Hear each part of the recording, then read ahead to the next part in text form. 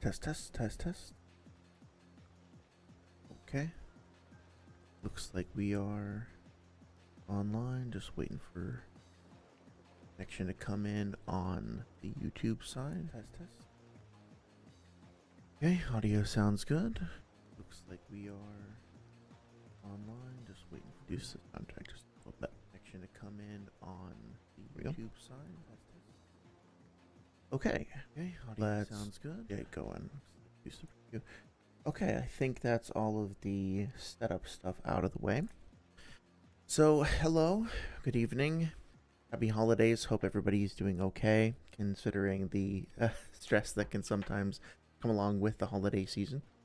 Tonight I'm going to be going over some more stuff about Kakuzu and Pain and their matchup. And rather than diving right into the reaction and response to the debate like I did last time, we will get to that. We will spend some time continuing to work through the debate. I want to start off by just going through and looking at some of the chapters that we're going to be talking about first. I think it's very useful to have some of this stuff like fresh in our minds as we're talking about it. And while it was definitely totally fine and I hope useful and informative to jump back and forth between the chapters and the debate as needed, and we're going to do that again in this stream as well. I think it would be even better, hopefully even more helpful, if we just take a moment and before diving into the fray, before getting invested in the arguments and the furor of the debate, we just take our time and go through the chapters that we're going to be talking about and make sure that we point out stuff that's going to be relevant, interesting, etc. And in doing so, I actually had this experience earlier today where I was listening to the debate and then I went and looked something up, and I realized in going through and actually reading the chapters on my own, while both of the debaters were kind of making decent points, what I found is that they had both kind of missed something and were kind of talking around each other. And my finding was that if they had just gone through the chapter, taken their time, and reread the chapter together, they could have, I think, pretty easily identified what the problem was. A lot of the times with things like this, I don't tend to believe that people are acting in bad faith just because they happen to get something incorrect or because they happen to come to a unique interpretation that is different from the mainstream or maybe doesn't like 100% reflect what's in the manga. A lot of times I think it's just this is a 700 chapter long series that was, premiered in 1999. People have been reading it and talking about it for a long time.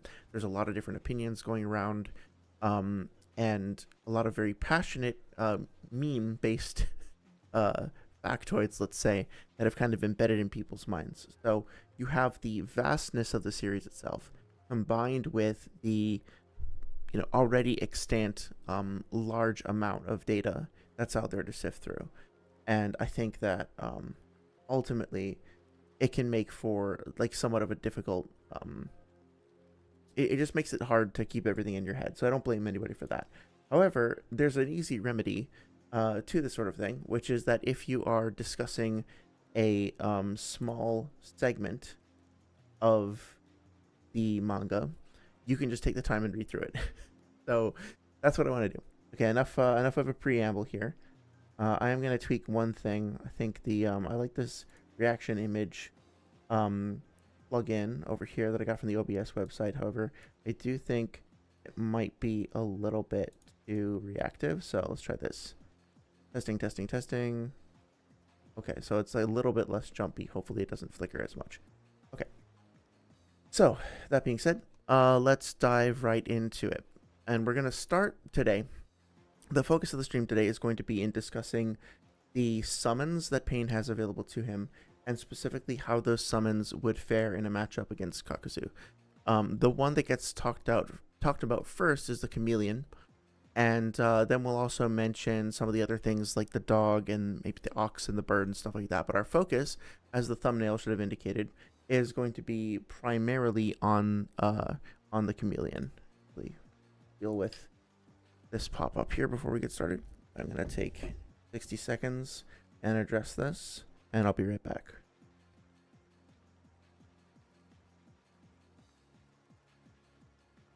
Still here, just want to make sure that signed into everything before we get started proper.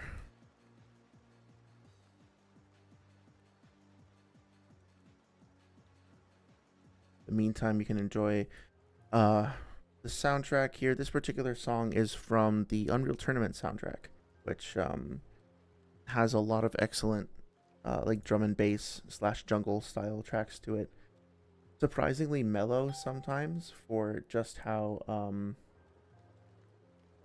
intense that game could be. Kind of a shame that that particular series was never really followed up on.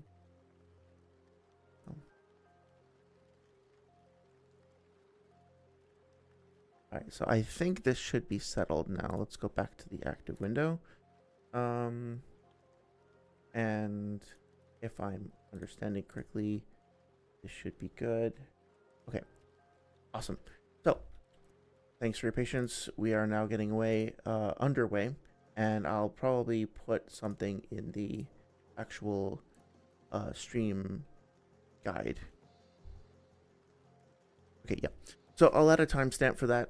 Sorry for taking a second to kind of sort out that technical issue, but we should be good to go now.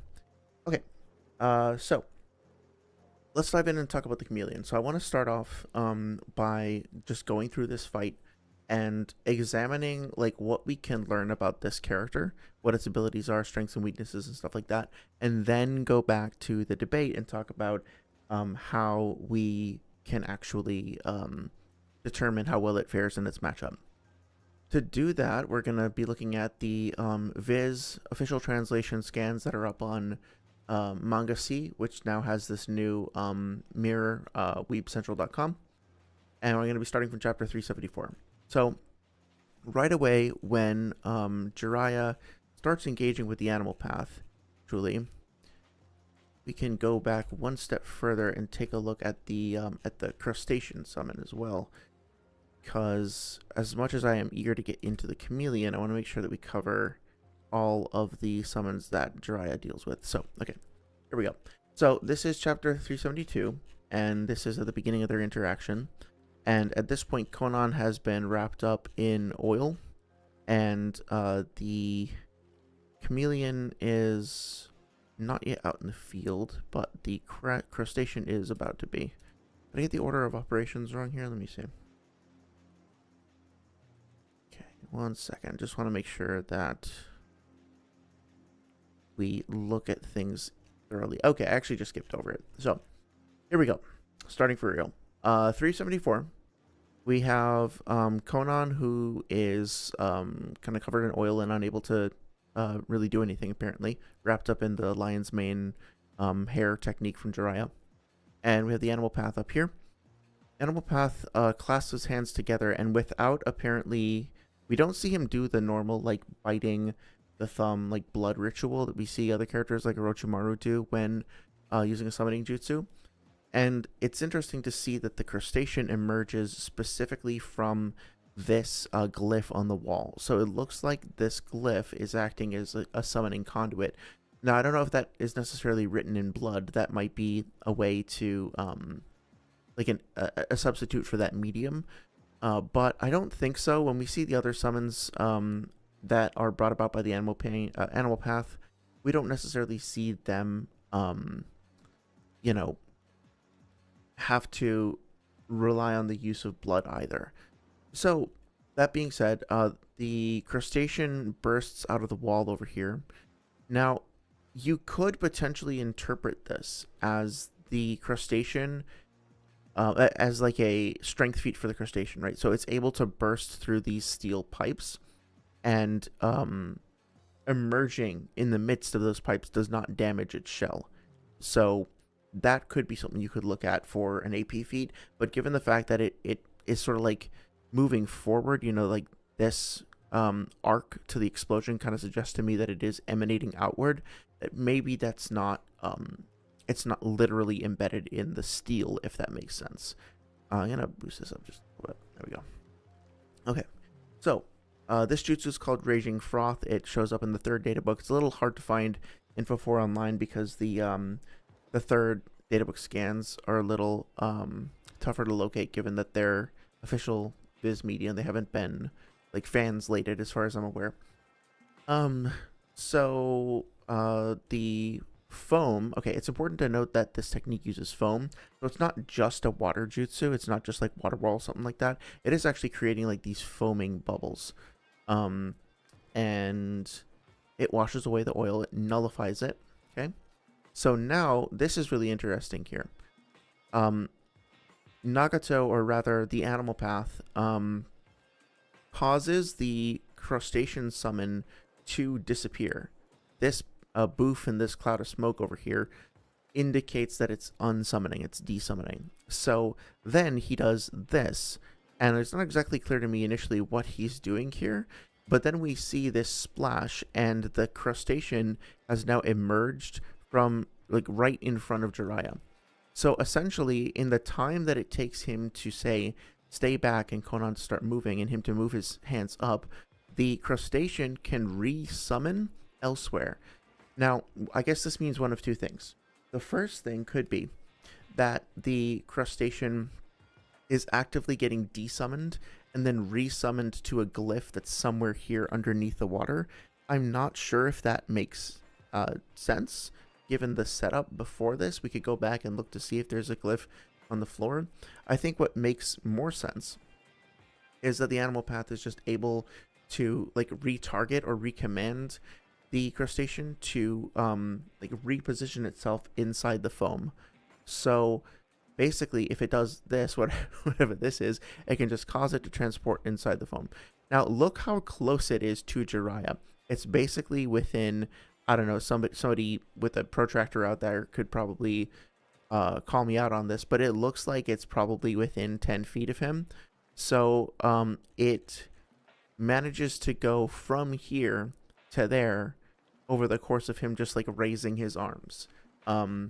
So that is a pretty significant speed feat, and it nearly made contact with Jiraiya. Now, of course, it does get wrapped up, so it's not exactly got a ton of durability, is one way you could put it. On the other hand, you could rephrase that and say that Jiraiya's jutsu is just so powerful that it was able to crack the carapace very easily. So depending on how you interpret his AP versus this AC, like armored class, defense, whatever, that might change the way that you see this. But the important thing here is that this thing can, I'm not going to say he can teleport exactly, but this is a very impressive speed feat that I think gets overlooked. And the fact that it gets this close to Jiraiya before he gets his jutsu off is definitely worth noting. But then Jiraiya basically like disassembles it and then desummons it. Let's go. We can skip over this conversation. Not that it's not important, but I want to focus on the animal stuff specifically. And I think the chameleon shows up later in this chapter. So let me just take a quick drink and we'll talk about the chameleon next.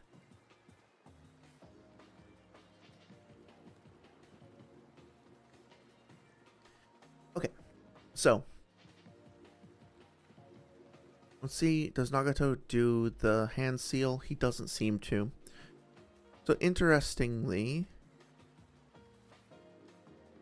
it looks like Jiraiya also didn't use blood for his summoning. So maybe I was overthinking the blood thing beforehand. But then he summons in Gamaken. And then here is our first look at the chameleon. So there's a couple of things I want to point out. First and most obvious is, of course, the fact that it's got what appears to be a Rinnegan patterned eye over here. And then it has this weird eye stalk. Now, I don't admittedly know a whole lot about chameleon biology. Maybe I should have researched it a bit. But it is it is kind of interesting that this protrusion looks a bit different. And later on, after it gets hurt by Jiraiya here, we'll see that this appears to be severed or cut apart or something. So we'll get to that when we get to the Nagato fight. It's got this tongue, doesn't really matter all that much, but this is interesting. It does have the snake tail that's attached to its back. Now, funny enough, the snake has an eye, but the eye of the snake does not have the Rinnegan pattern.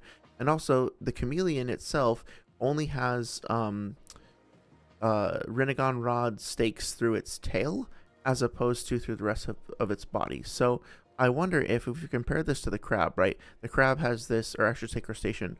The crab has these massive, like huge spikes like going right through its back. It would be difficult for me to imagine that this thing isn't like completely dead and having its corpse puppeted, or that it's not in like agony, essentially like constantly in agony with these things driving through its entire body. But if you compare that to the where are we? To the chameleon here, I don't know, like it would definitely suck to have these huge ass piercings in its tail. That being said, this snake tail might be possessing some of its own awareness that could be separate. So that's interesting. It does kind of come up again in 551, so we'll talk about that in a second. Also interesting to note the cracks and fissures, I guess you could call them here. Normally, I wonder if that's meant to show off like its scaled appearance or like the scaly texture, but we have scaled protrusions over here, so I'm not exactly sure what the deal is with that. It is interesting to note though. Kind of gives it almost like a stony appearance to it.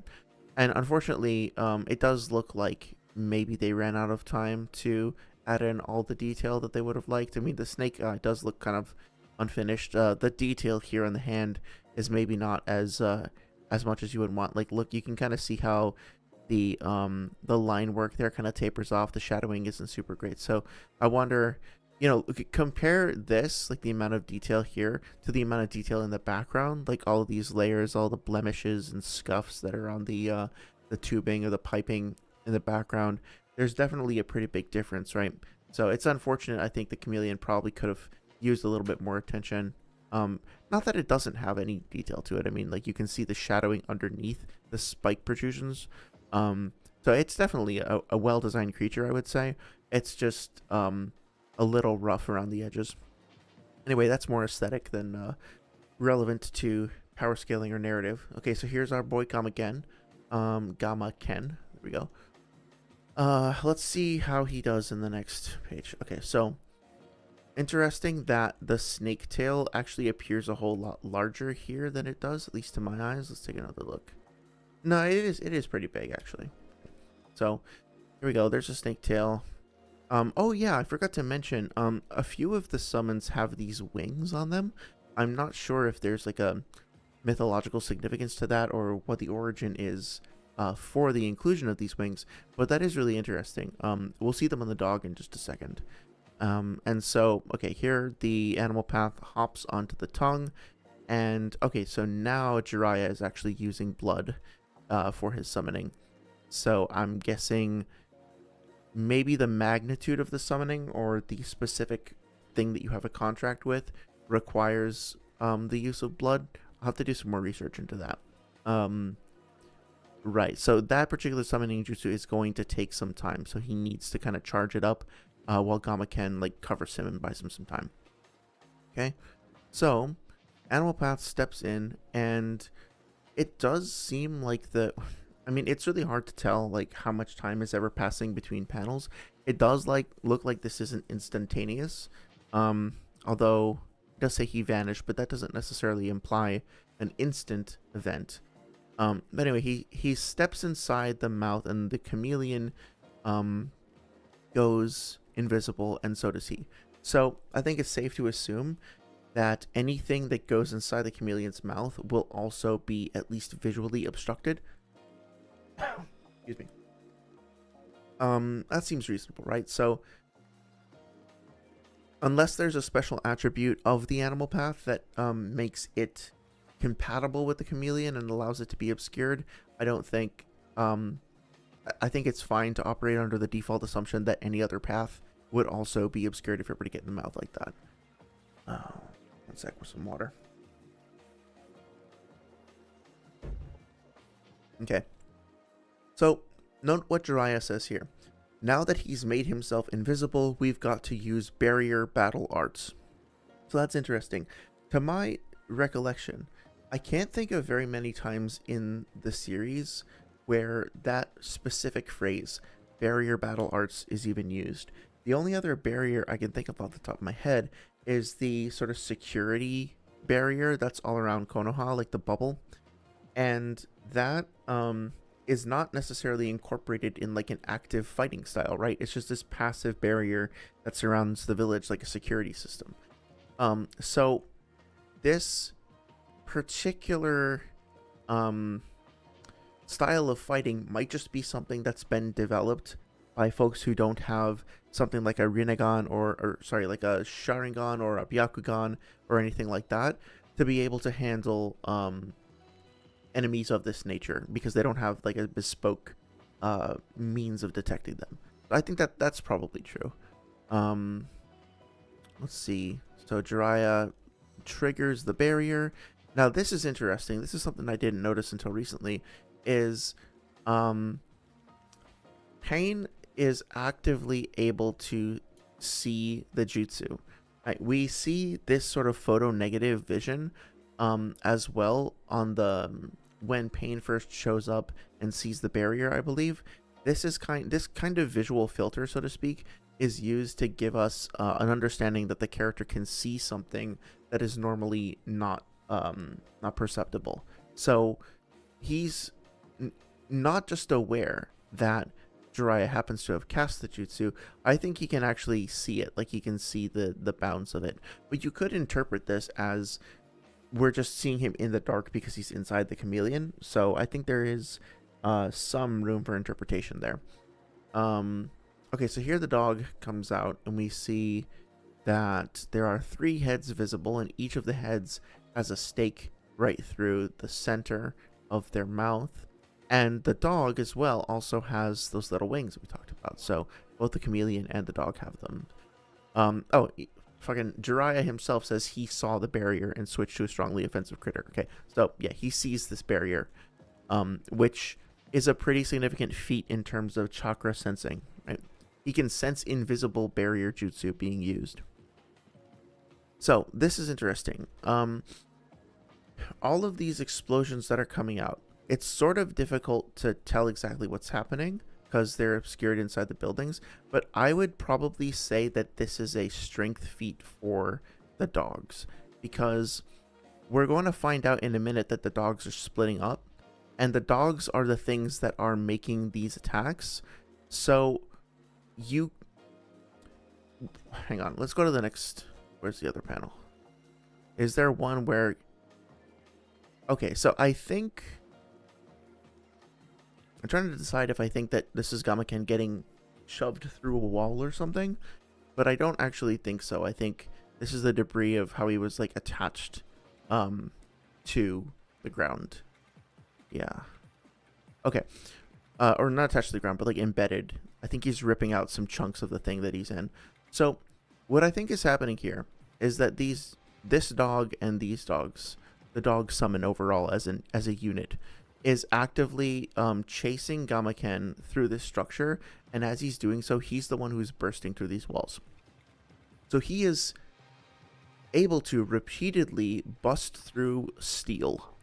Now we can quibble over what material we think this actually is or how dense it is or whatever, but as long as we're willing to assume that these are steel pipes, then he is capable of just shredding through steel over and over and over and over again. Now, if it's this one like composite dog, then that kind of makes sense. It's not all that like shocking to think that a dog like that could bust through a wall like this. But if it's the individual dogs, if we're supposed to look at this and interpret this as there's a dog attacking over here, over here, over here, over here, then that means that all of these dogs would share that strength feat, and each of them would be able to punch through steel. So that's pretty significant. Personally, I don't have a problem with just like saying it's probably the big old doggo, but incoming and they're going to split up again implies that they were probably splitting up in here. So he was whacking them and they were splitting up, whacking them and they were splitting up, and so each one of them was able to puncture through the walls and then and like shred through these supports. Oh, so this is actually really useful. Like, look at this. We can actually see the steel support structures in here that are getting shredded apart. So there's the outer wall, And whether you think that's steel or concrete, it then has support in the middle. So yeah, we get a very clear strength feat for the dog here. And Gamaken is able to keep up with them. Dog reassumes its full form. And now let's see what happens. So Gamaken is fighting with them on even footing while they're split up. But Jiraiya has to warn him about this one coming in from above. And just something here real quick. Okay. Yeah, so Gamaken comes in from above. Or sorry, not Gamaken comes in from above. The dog comes in from above. Jiraiya warns Gamaken of this coming in. This is actually a really cool detail over here that I didn't notice before. You can actually see the barrier. I wasn't sure what that was, but yeah, this is actually the circumference of the barrier jutsu that's still active. So now notice that this one dog here that comes from above is strong enough on its own to be able to launch Gamaken this far. So there's another feat for you, right? Like, if you wanted to actually get a calc for this, you could. You could look at this, like Gamaken. You could try to take like the size and mass of a toad, and then you could try to scale it up to his size.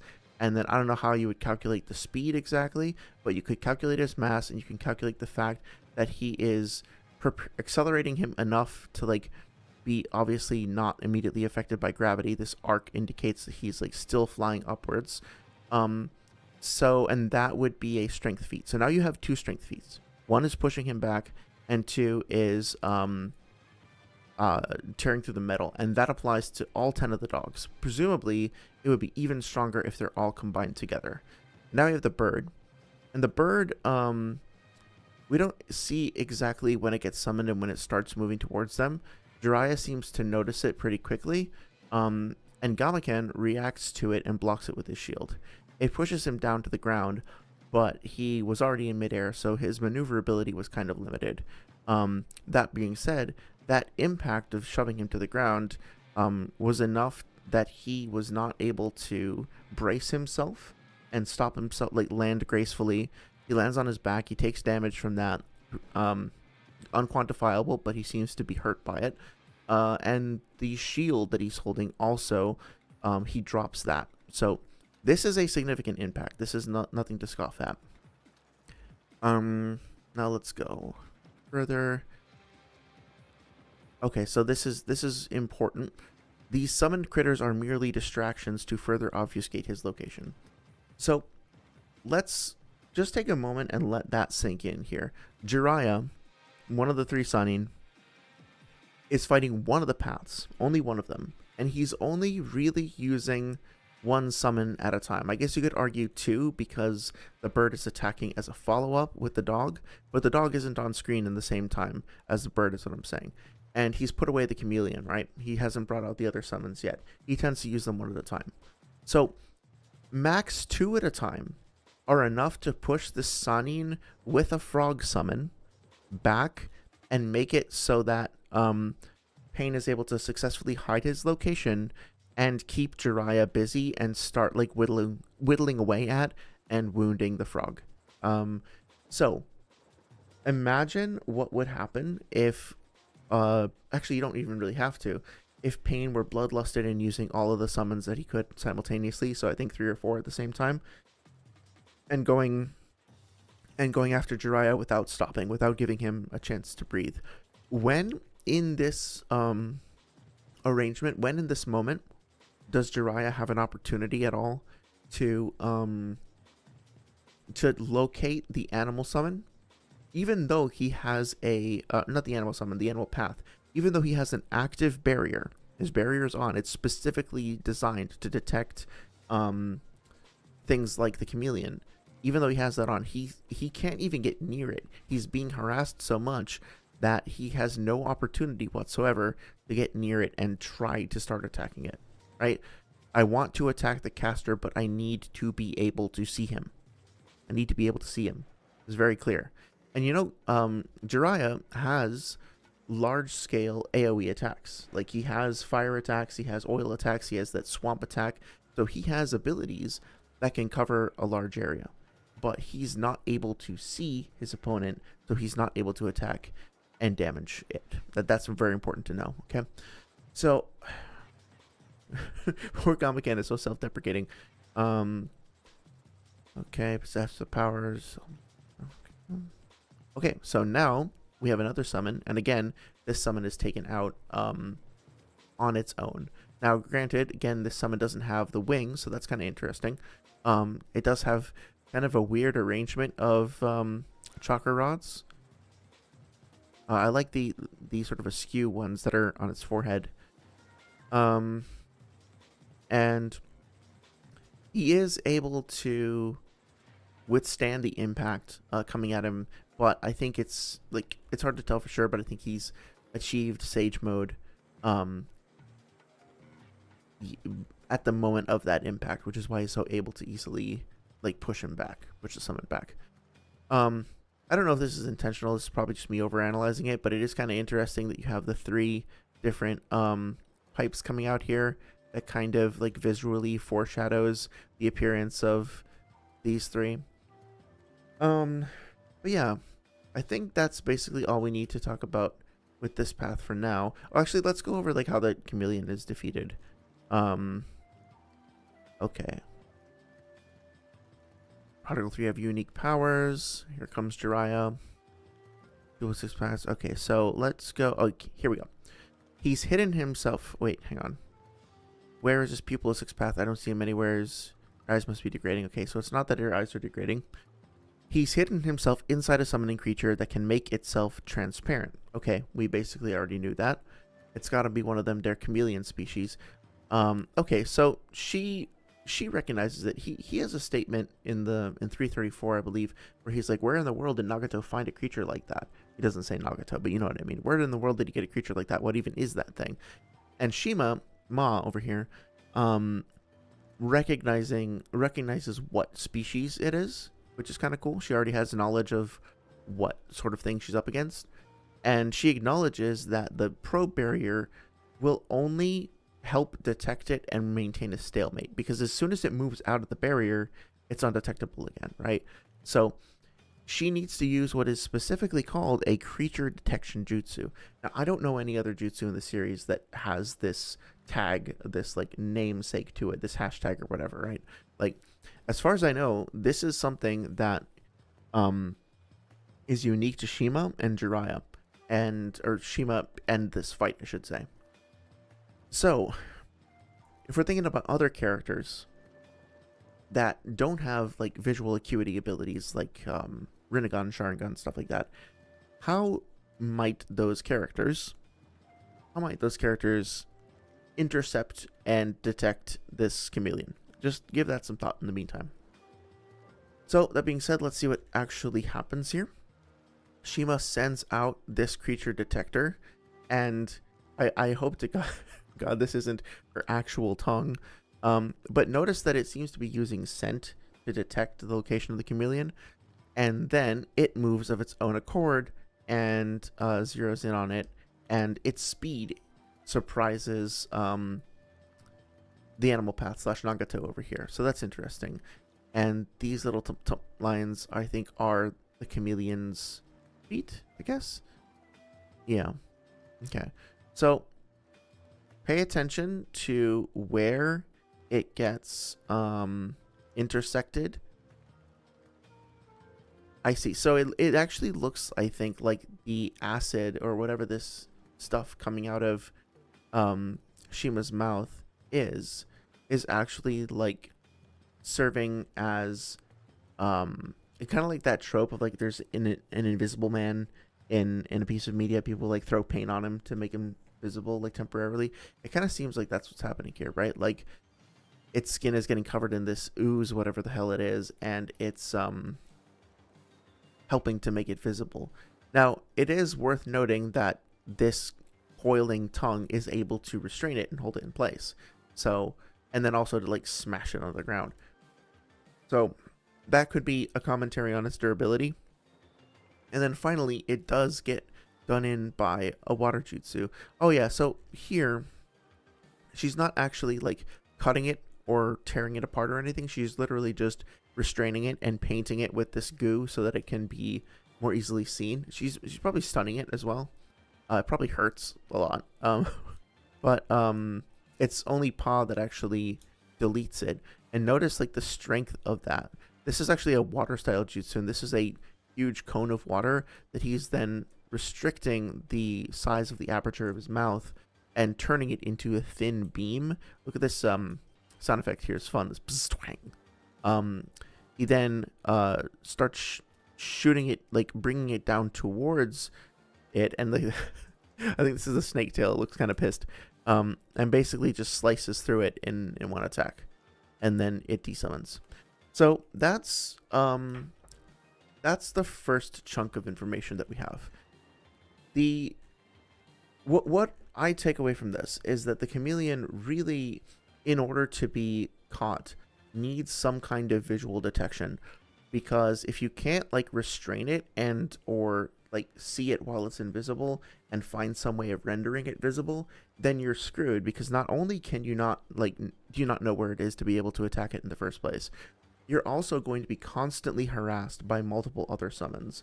And keeping in mind that we only saw a couple of summons taken out at the same time, and the other paths weren't even present on the field, and the animal path itself was basically just like holding back and waiting for an opportunity to strike. It wasn't trying to, or an opportunity to cycle in and out like the different summons. It wasn't trying to come in and stab Jiraiya with a chakra rod or anything like that. It was literally just holding back. So again, like, think about how all of this applies to other matchups under like standard battle assumptions of bloodlustedness and like going all out and stuff like that, fighting to kill. Okay, so with that being said, I'm gonna take like 10 seconds to grab some water, and then I want to go over the second appearance of the chameleon, which is in chapter 550. So, water break.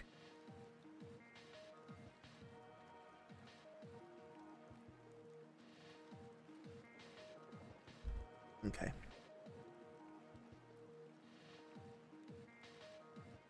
On the stream health.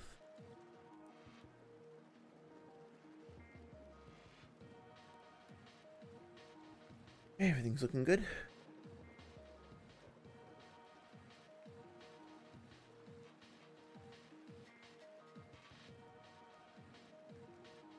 Okay, so part 2. Let's actually go back and just look at the use of the summons in this fight overall. So if you're not sure what this is chapter 549. This is just before the war, or I guess like the first phase of the war. And this is Kabuto, who is controlling Itachi and Nagato, and they're fighting against Killer Bee and KCM1 Naruto. KCM1 being QB Chakra Mode 1 Naruto. So this is right after he's done the training in the Sanctuary and faced off against the Raikage. So skip ahead to where the summons start showing up. I'll take a look at this. This isn't really relevant for this particular debate, but it is kind of interesting to note that Universal Pull or Banjo Tenin can be used, I guess, simultaneously on multiple objects, because and we see this happen during the assault that Pain does in the village as well. But check this out, like Pain is pulling in Naruto with the Universal Pull, and then he also grabs onto a boulder. I don't know if he rips it out of the ground or if he just like where the hell he's getting it from. But the point is he can use Banjo Tenin on 2 separate objects in 2 separate hands simultaneously. So that is worth noting. And Naruto gets out of the way. Like, he only evades it because he was able to use like the Kurama Chakra arm to intercept and push it away. And then pushes it further away from himself. He uses like the recoil to go back. So let's see. Okay, so interesting to note here as well, and we can, I don't know if it's worth going back to the Konoha assault. It probably wouldn't hurt, but here Nagato uses a similar kind of summoning circle. He doesn't have to use blood to do the summoning, and he only uses one arm, and with one arm he simultaneously and like instantaneously summons the bird and the dog at the same time. Not only that, he also like puts himself onto the bird at the same time.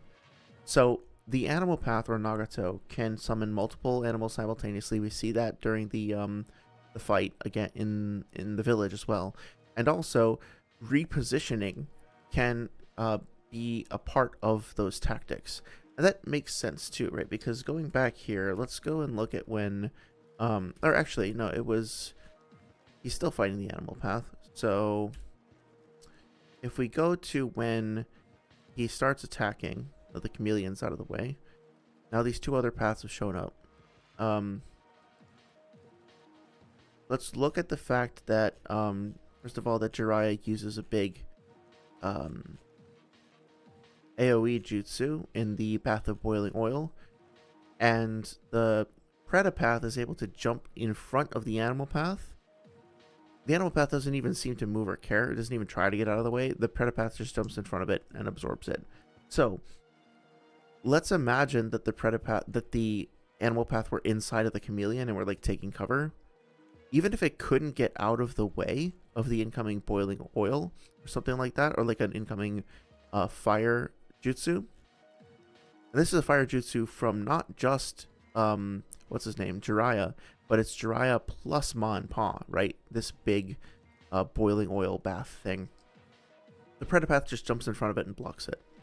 So the animal path has the opportunity to try to dodge out of the way, also has the opportunity to block with like bringing in another summon to block and take the hit, so to speak. And also it can just wait for the Predator path to jump in front of it and absorb it, so it doesn't even really need to do that. Okay, so Jiraiya jumps back up and is on the wall, and all the oil is gone, and Jiraiya jumps to get up close, and this is absorbed as well. So this is something I wanted to talk about. Let's look at this, right? So Jiraiya's in the smoke. He goes to punch the human path, who is blinded from behind, and I think it's implied here by this sound effect, the swish, that he hears that and he blocks it. Because as we see later, I don't think that well, it's I think it's the Rinnegan shared field of vision, but also Pain seems to have trouble seeing through smoke, because as you can see here, he's surprised that this frog comes out. Like, he should have seen this coming, but he doesn't for whatever reason. So I'm not exactly sure what's going on there. It could be the sound, it could be shared field of vision, and he's just able to see the silhouettes easier than he can see the frog. Could be either one. Anyway, point being that the frog jumps out. It looks like he's actually trying to focus to see through the frog better, and then the frog jumps out and kind of distracts him. So he's looking up there. So he's looking away. His attention is focused. He's just been like, not exactly startled. He's not necessarily like scared or anything, but he's had his attention diverted suddenly. And Sage Jiraiya comes in from behind him and uses what he describes as his fastest and most wide-ranging attack on him from behind. And he summons the panda before this can happen, and the panda just takes the hit. It just tanks it. So I also said this in my like Swag versus Noodles analysis video, that I think that the texturing on the panda might be there to indicate to us that it's not just like made out of flesh or whatever. It does seem to be potentially like stone or something like that. So I'm not sure, like fully sure what's going on with this thing. But the point is that the animal path can respond to attacks with that level of alacrity, that fast, coming from behind, and can block and intercept the fastest attack from a sage, from, you know, a sage sunning character with two sages with him. So it's pretty significant. That's pretty intense. Okay, so going back to this fight over here. Wait for water.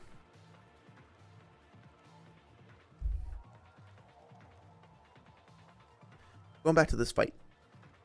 Let's see what happens. The two summons are out on the field.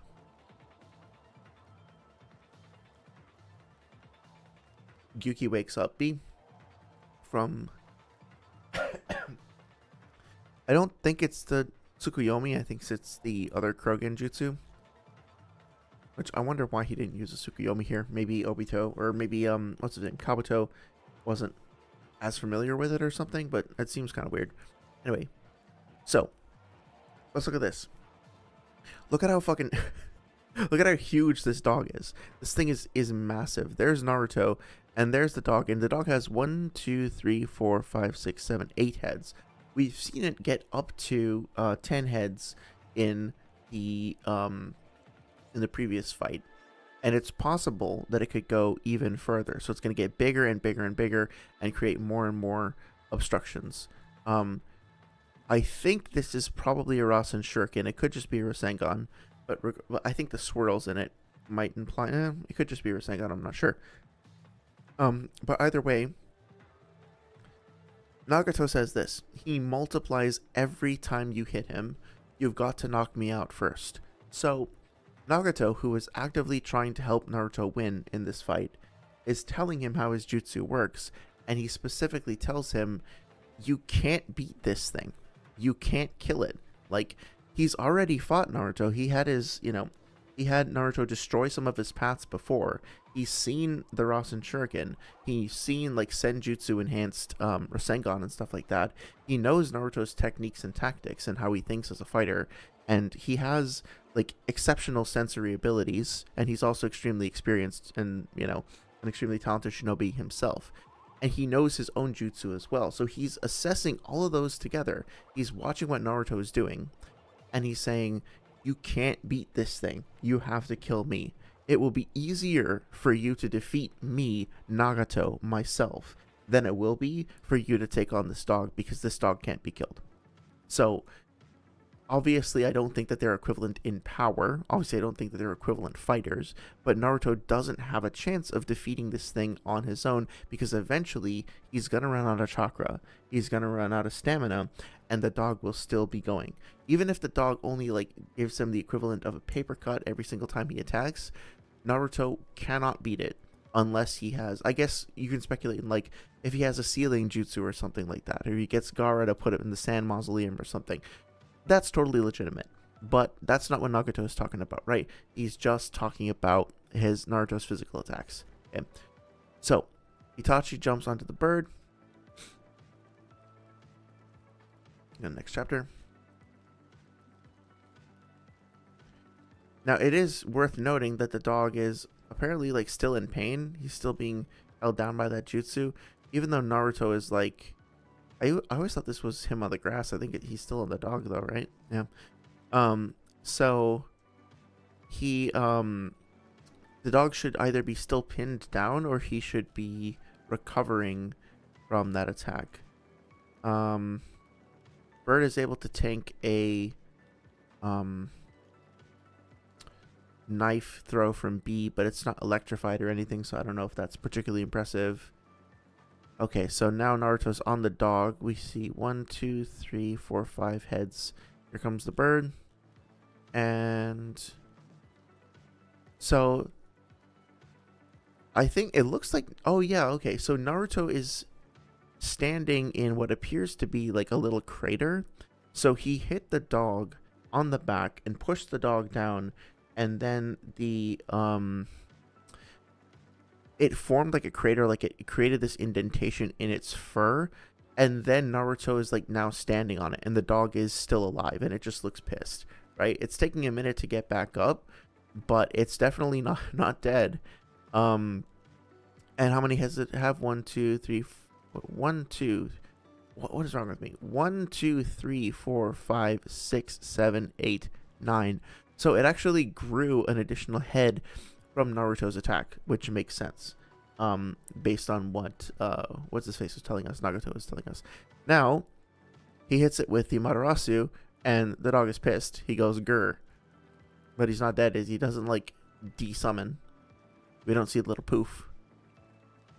Okay, now It is actually possible that he does desummon, because I don't think we see him after this and we don't see the forest burn down. So it is possible. I don't think that's what happens, but I want to allow for that possibility. It could be wrong about that. Because it is kind of weird for me to think that they're all just like standing here talking while the poor bird and the dog are just like screaming in pain behind them as the forest burns down, and they just don't give a shit. But anyway, now we're finally back to talking about the chameleon. So let's talk about what happens here. Nagato gets hit with the Amaterasu from Itachi, and Kabuto leaves him there and just lets him burn down while the other characters are having this long ass conversation about Shisui and his eye and all that. And then Kabuto assumes direct control and uses Almighty Push to push the Amaterasu flames off of Nagato. Nagato immediately regenerates and then gets like fully controlled from Kabuto. The darkening eyes is a sign of the complete control.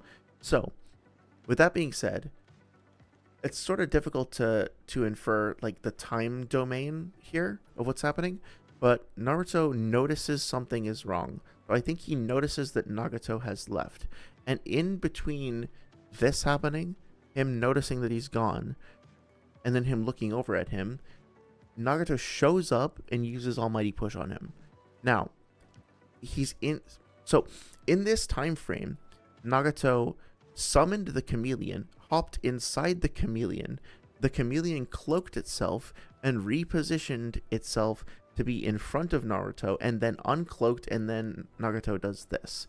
Now, this is particularly impressive because Naruto should have the KCM, like Mito's sensing ability thing that lets him sense threats. A few chapters later, when they're fighting the Jinchuriki, he's able to he's like temporarily blinded by scaled sneak attack, and he is able to still, I think it's Han that's attacking him. He's able to sense Han coming at him and block his attack despite the fact that he's literally blind.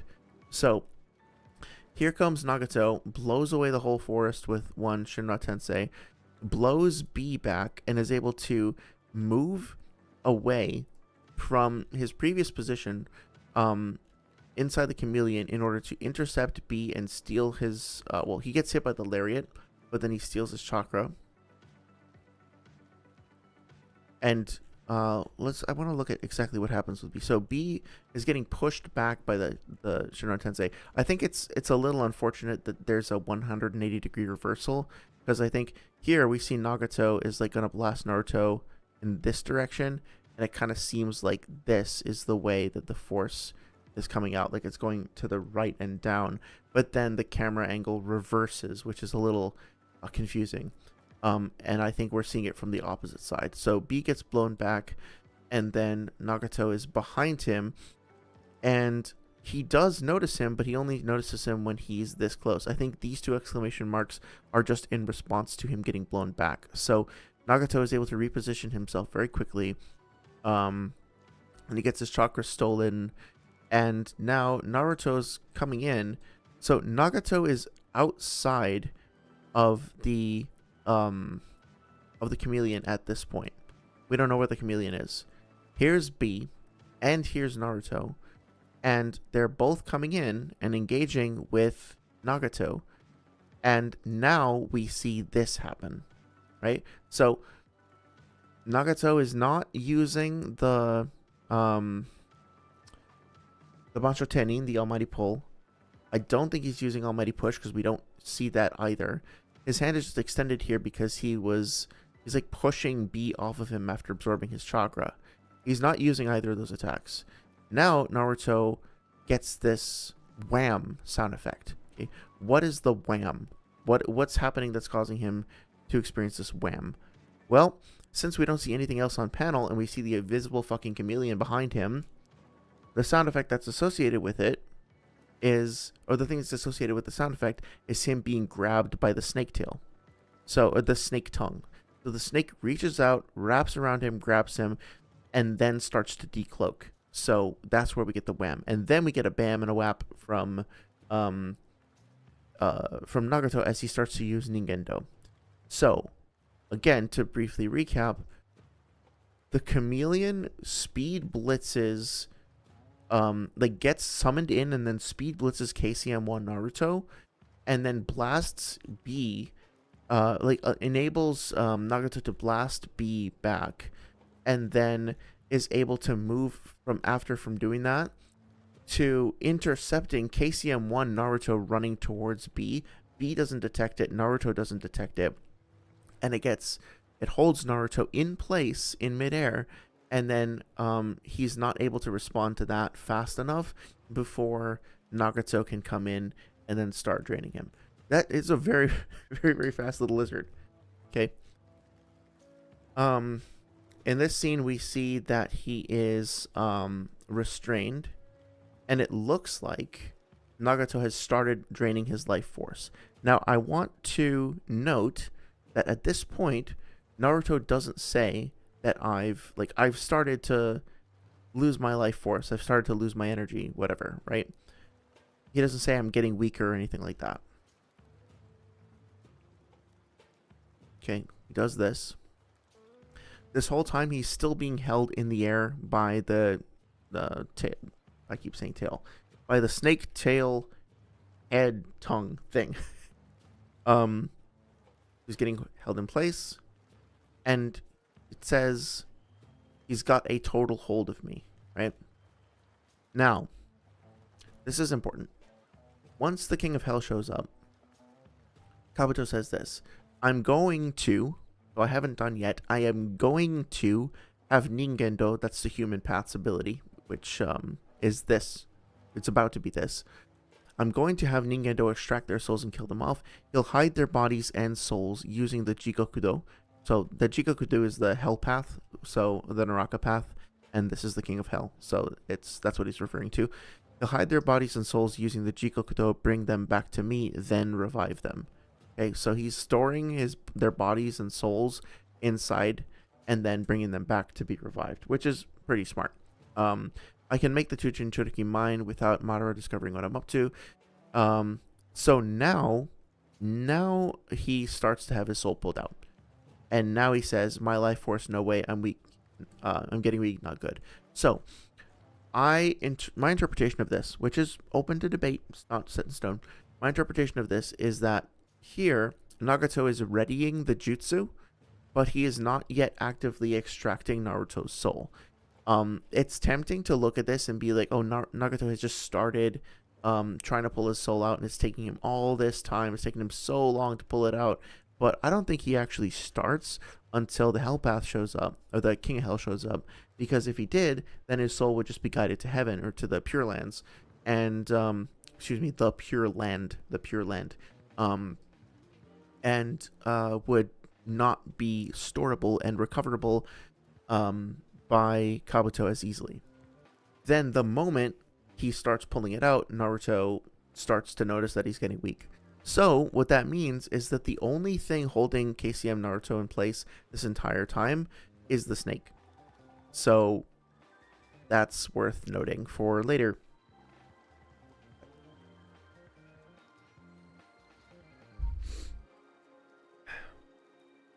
Okay. So moving on from that. Now we see the chameleon again. And we see it from a top view. Naruto's being held in place. Here comes Killer Bee. So notice that Killer Bee is perceived by the chameleon and the Hell Path, and Nagato is not looking directly at him, so I think this is just implying that he's seeing through their eyes. Interestingly, again, the snake kind of seems to just be doing its own thing. The snake doesn't have a the snake does not have the Rinnegan pattern in its eyes. It just has the Rinnegan pattern in the chameleon's head. Oh my god, one second. It just has the Rinnegan pattern in its own eyes, as opposed to in the eyes of the snake. So, that's kind of interesting. Wonder why that choice was made. Maybe to kind of imply that it has sentience of its own in some regard. Or to some extent, rather. So anyway, Killer Bee comes down. Looks like he's electrifying his blade here. It's kind of hard to see, but there's that sound effect that kind of helps go with it. He comes down. He's perceived by the chameleon, so the chameleon can see this happening. Then Nagato intercepts him with the Asura Path, and the Asura Path is strong enough to hold him in place and restrict his movement as well. So now Nagato is holding 2 different Jinchuriki, the strongest that have yet been seen in the world, simultaneously, while using multiple paths simultaneously. So he's using the Naraka path to summon the King of Hell. He's using a Ningendo to pull out the soul. He's using Shurado. He's using the animal path as well. And I don't think he's using Preta. Oh, he just used Preta. But now he's going to use and he's used Tendo as well separately, but he's not using it here. So he's using 4 paths simultaneously in his body. Pretty impressive feat. Now, oh wait, there's one more thing I wanted to mention. Notice with the chameleon, I actually really love this, that he's got a big old bandage through his midsection, and then over here as well. So I think he got wounded in the previous fight, and then Nagato went and patched him up. I always thought that was adorable. And then the eye stalk that he had before, that weird like protrusion, also seems like it got damaged because now he's got like this scar on it. So I don't know, I love that little attention to detail. Anyway, so all of this is just to say that the chameleon is able to move fast enough and hold, and is strong enough. By the way, strong enough just with the fucking snake tail, right? It's not even using the whole weight of its body. It's not even using like its own tongue. It's just using the snake. Is able to hold down KCM1 Naruto. I think that's all we really need to talk about with this part of the fight. Yeah, I think we're going to talk about the dog summon in a minute anyway, so I think it's worth maybe bringing up this. So this is something that gets kind of overlooked when I hear people talking about the dog. This is in chapter 425. This is when Pain is assaulting the village, and it's just after his fight with Kakashi. And we see the animal path, again, summoning in multiple paths simultaneously. Notice what happens here with the dog. I think they're going up against, like 4 different Anbu members are going up against the dog. And we see, over here, Wind Style, Art of the Wind Blade, Lightning Style, 4-Pillar Trap. And so the dog is imprisoned now in these 4 stone pillars. And it's also getting cut up, and it looks like there's another unnamed jutsu being used too, because we see this zap thing. Now, actually, no, I'm sorry. That's the lightning style 4-pillar trap. So it's surrounded on all sides by lightning and being shocked from 4 different pillars. It's also being hamstrung by this slicing blade thing, and also it's having another. And so there's multiple different nature transformations being applied here as well. Now it has this other giant like metal thing that's coming in and crashing on top of it, and it just busts out of it. It doesn't care. It doesn't care at all. So the dog is fighting multiple Anbu and is able to completely shrug off, like, essentially, I don't know if this counts as a sealing jutsu, it's a trap, but like multiple nature transformations, multiple methods of attack and like modes of attack, and it doesn't care. This is actually kind of crazy. It looks like he's summoning like a black hole, like a wormhole or something in the air, and just like it's coming out of a portal. This is actually kind of a crazy jutsu. I don't know why this was never revisited. But also look how fucking big it is too. Like compared to them, it's massive. It's got to be at least the size of the dog, and he just pushes it off. So again, if you're gonna say something like the dog has no strength feats, it has no strength feats whatsoever, right? You're ignoring the fact that this giant fucking stone pig weighs something. And it had the strength to just push it off. Not only just push it off after getting its legs cut and being electrocuted by 4 giant fucking stone obelisks that are taller than the buildings that they're near. It was getting electrocuted and sliced to bits, and then fucking crushed by a giant stone boulder thing, and it's still able to just push it off. Okay, so don't be talking about how it has no strength feats. Also, kind of fun to see that we've got this guy over here busting through the wall. Okay, so he's stronger than a stone wall. I know a lot of people don't find that particularly impressive. That's fine. But also worth noting that this is the animal path, and the animal path shows up inside the mouth of the rhino. So the animal path, it's not like in character, the animal path is only allowed to go inside the chameleon's mouth, right? Any of the paths, hypothetically, could go inside any of the other animals' mouths. So imagine, for example, that the animal path gets in, like, somehow the chameleon is destroyed, right? The chameleon just gets, like, annihilated somehow. And then the animal path waits for the dog to split up and then just jumps in one of its mouths. And then the dog, it's like a shell game. Like, the dog just, like, shuffles around and the animal path is somewhere in one of its mouths and just keeps, like, moving around and shuffling around. And anytime it gets hit, it just multiplies. Like, what are you going to do? It's actually incredibly difficult to deal with if Pain is taking things seriously. And that's one summon from one path, right? We still have the other 5 paths to talk about. So I think that's pretty much everything I wanted to cover in terms of Pain and in terms of prep. But I am curious to see what the wiki says. So I don't know. I know, like, default assumption is to just assume that wikis are unreliable. I'm not going to, like, I don't know whether this is reliable or not. I haven't pinged the community, so to speak. So take everything I'm saying with a grain of salt. I don't want to imply that they're not reliable, that they are, because frankly, I don't know for sure. But I think it would be interesting to at least go and see what the opinion of the rest of the community is, or like this part of the community rather. So just read this quickly. The animal path Chikashodo grants a Rinnegan user the ability of summoning various animals and creatures to aid it in battle. Sure, these creatures appear to be immortal as they were killed and later summoned again. Worthy of note, summoning creatures through the animal path require no blood sacrifice or hand seals. Yeah, that's... I do think that, like, once they get to a certain amount of damage, that they do get retired for the fight. Like, we see the chameleon get taken out of the fight, right? It's not... They're not all regenerating in the same way that the dog is. The animal path can also summon people using hand signs, such as the case of Nagato's Pats and Konan. Tactics-wise, the animal path's primary role in battle appears to consist of overwhelming multiple opponents with a barrage of summons. Yep, that makes sense. We see multiple summons being used simultaneously and attacking in different parts of the battle. And remember, they also have access to the shared field of vision. In the case of Nagato, having originally channeled the animal path through the corpse of a Fuma clan shinobi, and then the corpse of Ajisai in life. Who's Ajisai? I mean, I know what the 2 paths look like. Oh, interesting.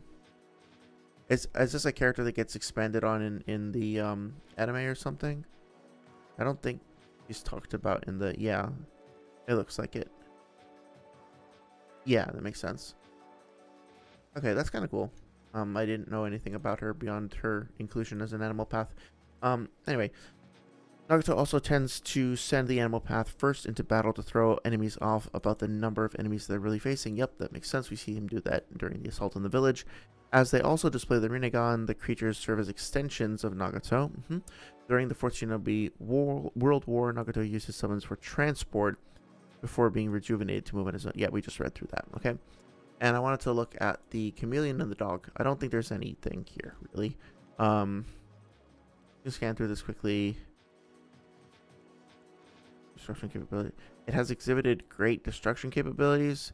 Fend off attacks from Konoha Ninja and wreck houses and buildings. Did it also do stuff during the Konoha assault?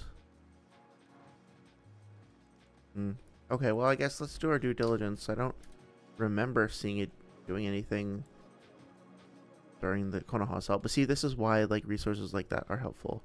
We have the dog over here.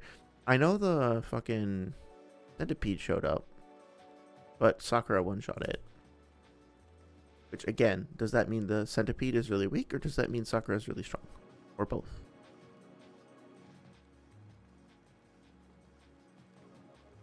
Okay. This is really close to when... Yeah. Once this starts, I don't think we see it again. So So it'll have to be in one of these chapters here. Because then Naruto shows up. Like, this is the Massive Shinra Tensei panel. Yeah. Did I miss it? I don't think so. Yeah, I'll give it another minute, and if I don't find it, then I'm gonna continue. I'm pretty sure it's not here, but I could have just forgotten something. Okay, he's pulling back the animal summons there, so it won't be any time before this. Or after it, rather.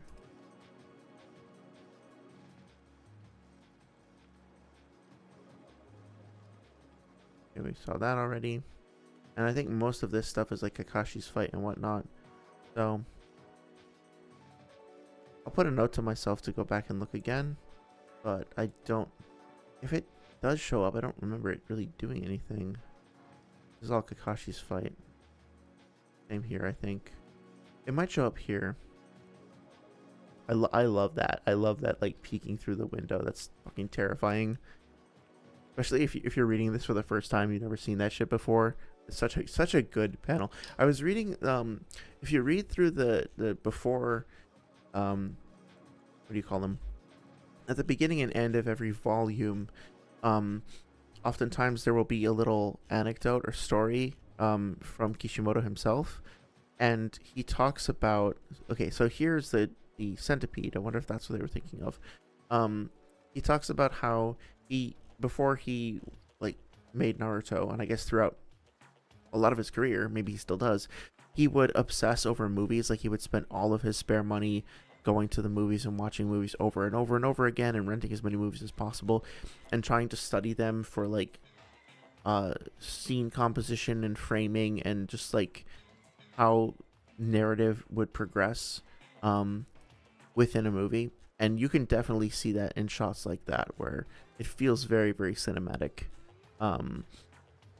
A lot of this does, right? Like, part of the reason why the comic is as compelling I should say manga is as compelling as it is because of the sense of, you know, motion and style and like intuitiveness of the way that things flow.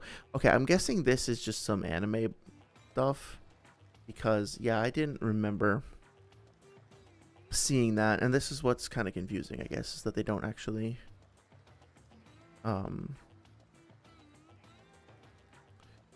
really specify what parts are the anime or the manga all the time. So I'm not gonna actually spend a lot of time with this as well. I'll encourage other people to read it and challenge me if I missed something. That's interesting. So some of these jutsu names, man. Earth release, sticky earth drop. Ugh. Oh my god, what is that? What the hell is that? Oh, that's... Huh, okay, so that's definitely the dog down there. And those are the 4, like, lightning pillars. So in the anime, they didn't drop a big pig on him. They just dropped, like, this weird slimy thing out of, like, a sky anus. What the fuck? Gross. Okay. That's wonderful. I love it. I hate it. I love it. I hate it. Okay, so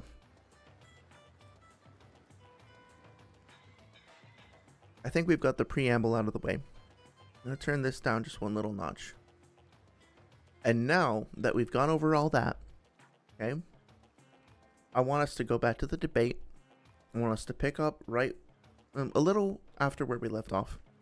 And we're going to see how the debaters handle talking about the animal path and the chameleon in specific, and basically, now that we have understood all this in context, I want to highlight some things to try to illustrate the difference in interpretation that comes with debating. Okay. So for clarity, in case anybody like stumbles across this and doesn't know what I'm talking about, part of this video and part of my previous stream is a reaction to this debate, which is my favorite Naruto debate, I think it is a worthwhile listen. I think if you care about Naruto debating power scaling, if you care about about Kakuzu or Pain at all as characters, you'll probably get some entertainment out of this. You'll probably learn something. You'll probably get a little irritated if you know anything about these characters.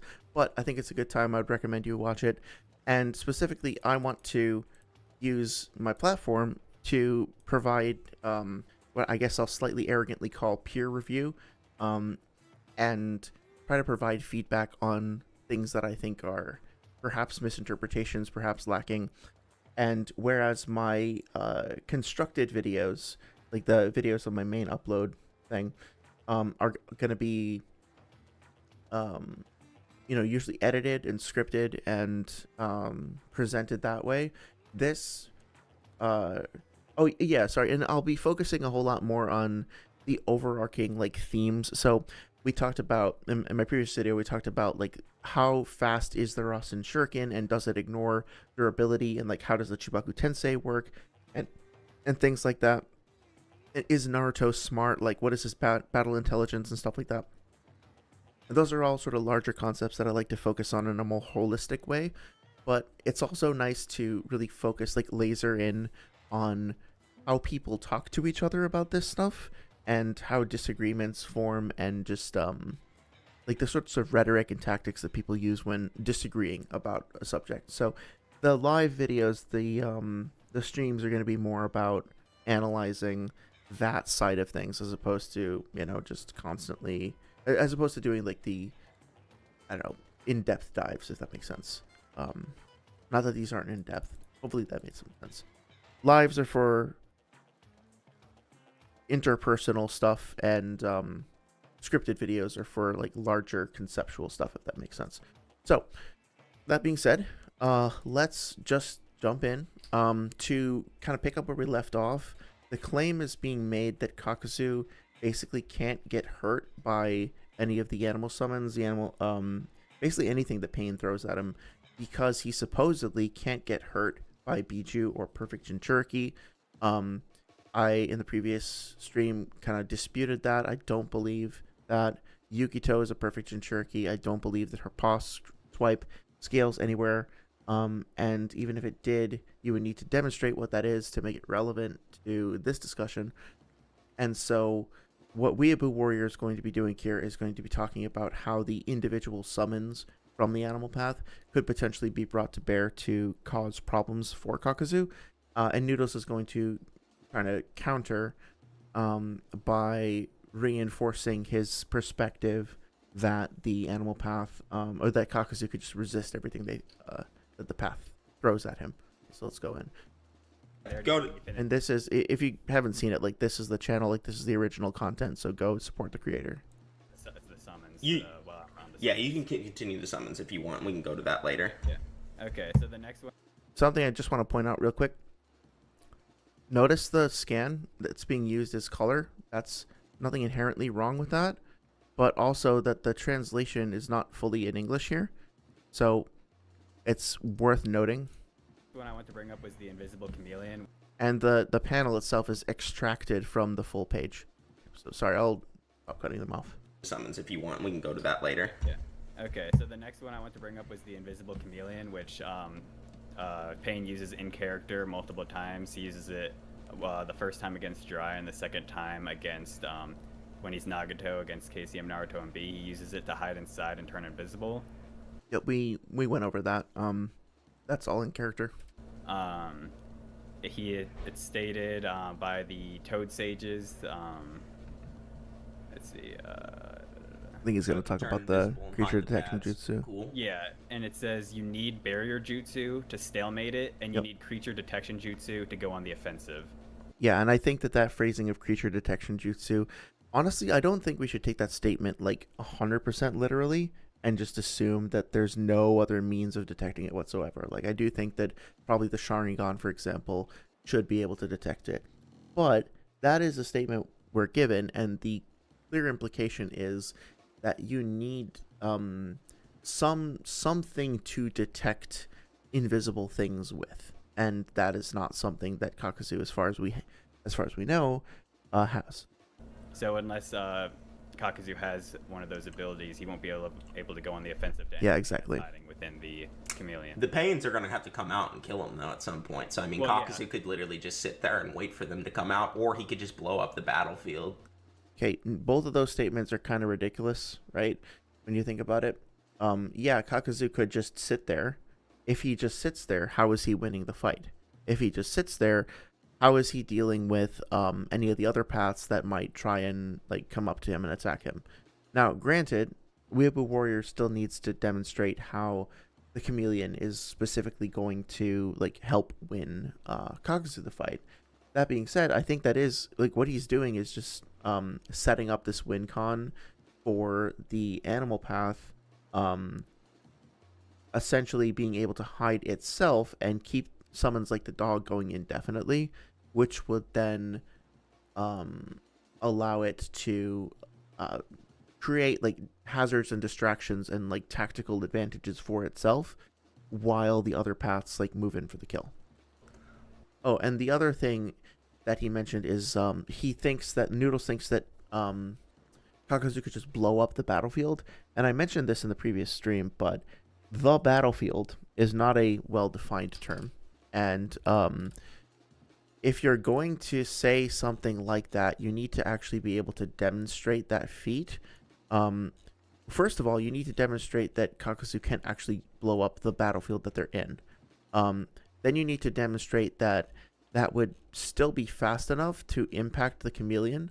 And then you would need to demonstrate that it can actually harm the chameleon and do all of that while omnidirectionally, while Kakuzu doesn't know where this thing is. So keeping in mind what we said before about like how fast the thing moves, how dexterous or versatile it is, how would you demonstrate that Kakuzu could possibly hit it? Like, what speed feats do you actually have for Kakuzu's jutsu to demonstrate that they're fast enough?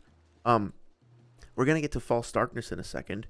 You could potentially say that if you think False Darkness moves at the literal speed of lightning, then okay, that might be one way to attack it, but there might be a counter for that. So let's hold on to that for a second. So going back to the Kakuzu fight, chapter 334, here we have the one of the hearts coming up and using wind style pressure damage, and this is the cone of effect. So it's not even like destroying everything projecting forward at a 180 degree angle. It doesn't have infinite range or anything like that. Obviously, I mean, no jutsu in the series does, as far as I'm aware. Maybe the infinite Tsukuyomi does. Or the, I probably don't even need to get into this. There's exceptions to everything. So I'm sure that like somebody could argue that Kaguya's expansive truth-seeking orb, maybe that can be infinitely sized or like effectively indefinitely sized if she puts enough chakra into it. I don't know. Feel free to leave me a comment if you think of if you think of exceptions to that. It's not really the point though. The point is, Kakuzu projects forward with his attack over here. I love the onomatopoeia. Zow. Then Kakashi is able to get away from it, even though he's in midair, and Hidan is pursuing him as well. So he's already getting pressed by Hidan. And then it comes up and attacks him, and he's still able to get away from it because, and Kakuzu says this later, like he's able to use his Sharingan to kind of predict it, the movement of it, and gets out of the way.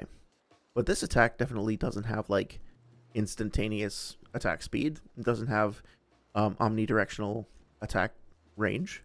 It doesn't seem to have very good AP either. Okay, so here's False Darkness.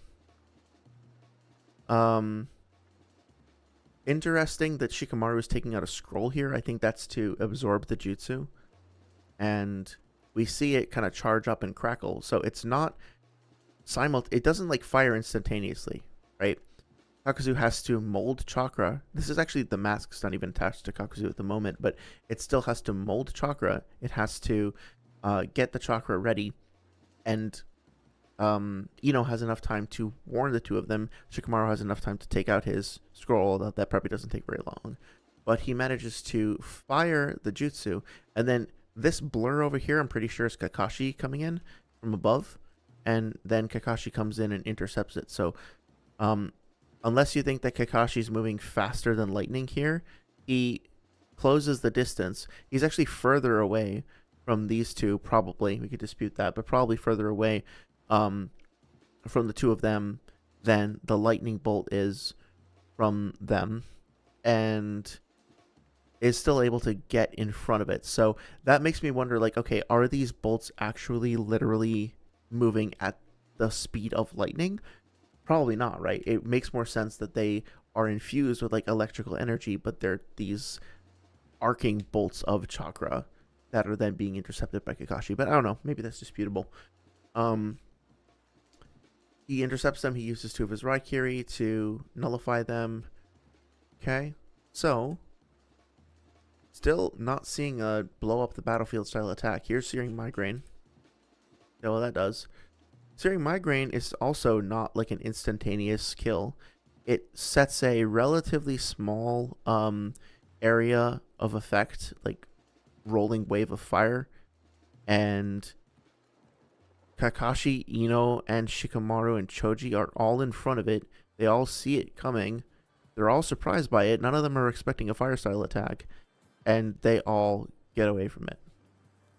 Now Kakashi gets intercepted by Hidan, but like, this is his fire style attack. It doesn't do shit to any of them. It's a slow moving fire style attack, okay? The battlefield has not been blown up. There's one other attack I want to talk about. I think there's only one other like elemental jutsu that he does for the most part. There's a couple of things that he does, but there's one in particular, which is the wind enhanced fire, which is going to come up in the debate. So let's talk about that. Okay, I think it's actually pretty soon. Yeah, here we go. So here are the 2 masks working in concert with one another. One of them is using fire and the other one is using wind. And those 2 elements, as we know, are both they support each other, so to speak. So like the wind will enhance the fire and make the fire stronger. Okay, so here's a pretty substantial explosion. Like, this is not anything to scoff at, to sleep on, right? It is significant, but it doesn't hit Kakashi, or he's able to get out of the way. He sees it coming towards him. He sees all this. Actually, not 100% clear what's happening. Let me go over it one more time. Okay, so it's coming towards him. It looks like it does impact the ground because like these lines over here to me indicate like an explosion that's coming out that way. Kakashi sees it coming, sees the explosion, gets his water style jutsu ready, then jumps up into the air and maybe back a little bit, mostly straight up, and then is able to push it back with water style. He says it's not enough to put out wind enhanced fire, so he doesn't push it all the way back. It is stronger than a standard fire jutsu, because a standard fire jutsu would probably get canceled out by the water entirely. But look, like, here's his water, here's the spray coming out of it. The angle here indicates that like the water is actually pushing it back somewhat, right? Because it's not hitting like a flat brick wall. It's not getting overwhelmed. It's pushing it back and creating this fizzing steam. Like, you can see the steam clouds kind of coming off of it. So he's able to block it. He's just not able to totally erase it. So at what point does Kakuzu blow up the whole battlefield? We have not seen that happen. It just doesn't happen. You could speculate that he could array his masks in a formation and fire a different attack in all different directions. The problem is we haven't seen the water mask actually get used. We haven't seen the wind and the fire, when they're combining their strengths, even blow up like 180 degrees worth of the battlefield. And as for the lightning attack, we've only seen it do like a forward projecting piercing attack that can get nullified. So given that the what's his name, Hendo has the ability to repel ninjutsu, Retta has the ability to absorb ninjutsu, the animal path has a shitload of animals that they can use to tank, well, at least to block hits, like to body block hits, like a meat shield. How is he blowing up the whole battlefield? Just how? what size is the battlefield? These are important considerations. So, Like, what stops him from doing that? What jutsu does he have that would just blow up the whole battlefield? His that wouldn't fire be jutsu. dodgeable? Because that fire jutsu was dodged by like Ino, Choji, and Kakashi pretty easily. I don't know how close Ino and Choji were, but I know Kakashi was pretty close to it. He-Man. what kind of a statement is that? Like, I don't understand. Like, Kakuzu is only like, this is his one major fight. He's got 2 minor fights and 1 major fight, and this is what you're talking about. What do you mean you don't know how far away he was? You could just look. You just look at the panel. It's really obvious. Managed to dodge it, but Kakashi's also relative to Pain. So, Yeah. and speed. But, I don't know about that. I don't know if Kakashi's relative to Pain. It depends on what you mean by relative to Pain. If you mean that like he can react to some of his attacks, then yeah. But I mean, like, that also happens. He's only fighting 2 of them at the same time. He does is it in this chapter? He does dodge a kick from him, right? But then Pain also does this. See if I can find that. So he does grab the chakra rod, and then he does dodge that 1 kick, but then Pain stabs him. He just gets him, and then he does this, and he does that. So like, I don't know. I think people throw out, and then he does like Kakashi's. Here we go. Kakashi. So Pain is not taking this seriously because he's still trying to get intel from him. He's not bloodlusted. He's only fighting with Tendo. He's not going all out. And at point blank range, Kakashi, with his Sharingan active, uses a Raikiri and charges right at Pain, and Pain just like pushes him off. So if you want to look at something like that and say Kakashi is relative to Pain overall, considering that context, considering also that Pain is still fighting multiple battles simultaneously elsewhere in the village, I don't know. That doesn't seem to really line up to me. I don't know if the chameleon is relative to Kakashi in speed. Well, it's relative to KCM1 Naruto, so as long as you believe KCM1 Naruto is relative to Kakashi in speed, then yeah, it is. Yeah, it's hard to say. I don't know if the chameleon has speed feats, but it does have strength feats, as its tongue was able to restrain Kurama Cloak Naruto. Technically speaking, not to be that guy, but it wasn't just the it was the tongue of the snake specifically, but yeah. You talking about which Naruto? I mean, was it like the red cloak? Yeah, I Pull that got up it. in the background. Yeah, just let me see what that is. Yeah. That's Nagato, man, and that's after he absorbed B's chakra. Yeah, that's Nagato, but the chameleon shouldn't be stronger because Nagato's stronger. Maybe, but yeah. Because Gamabunta is not like stronger if Minato summons him rather than Kid Naruto. He's just Gamabunta. Yeah, Yeah, actually, I would think so. I actually like that point. I like the fact that Noodles like has a rare moment here where he actually like agrees that it's a fair assessment, and I actually really like that. Like, I wouldn't, if I were in that situation, I wouldn't have necessarily have thought of that. My intuition would be to say that like you could potentially argue, I don't know if I would agree with this, but you could potentially argue at least that given the fact that Nagato is exerting control over the paths and he has the chakra rods in them, then their force or like their overall effectiveness and whatnot could I don't know, potentially be relative to him. Like, if he has more chakra available, he can use more animal summons more effectively or something like that. You could potentially push that. Like, hopefully that doesn't seem totally unreasonable. But I mean, like, the snake doesn't have Rinnegan eyes in it, right? And so and also the dog and the bird, when they get hit with a Matarasu, they seem to just like he's going grr, right? Like he's growling about it, and the bird as well, going craw. So I don't think like Nagato here is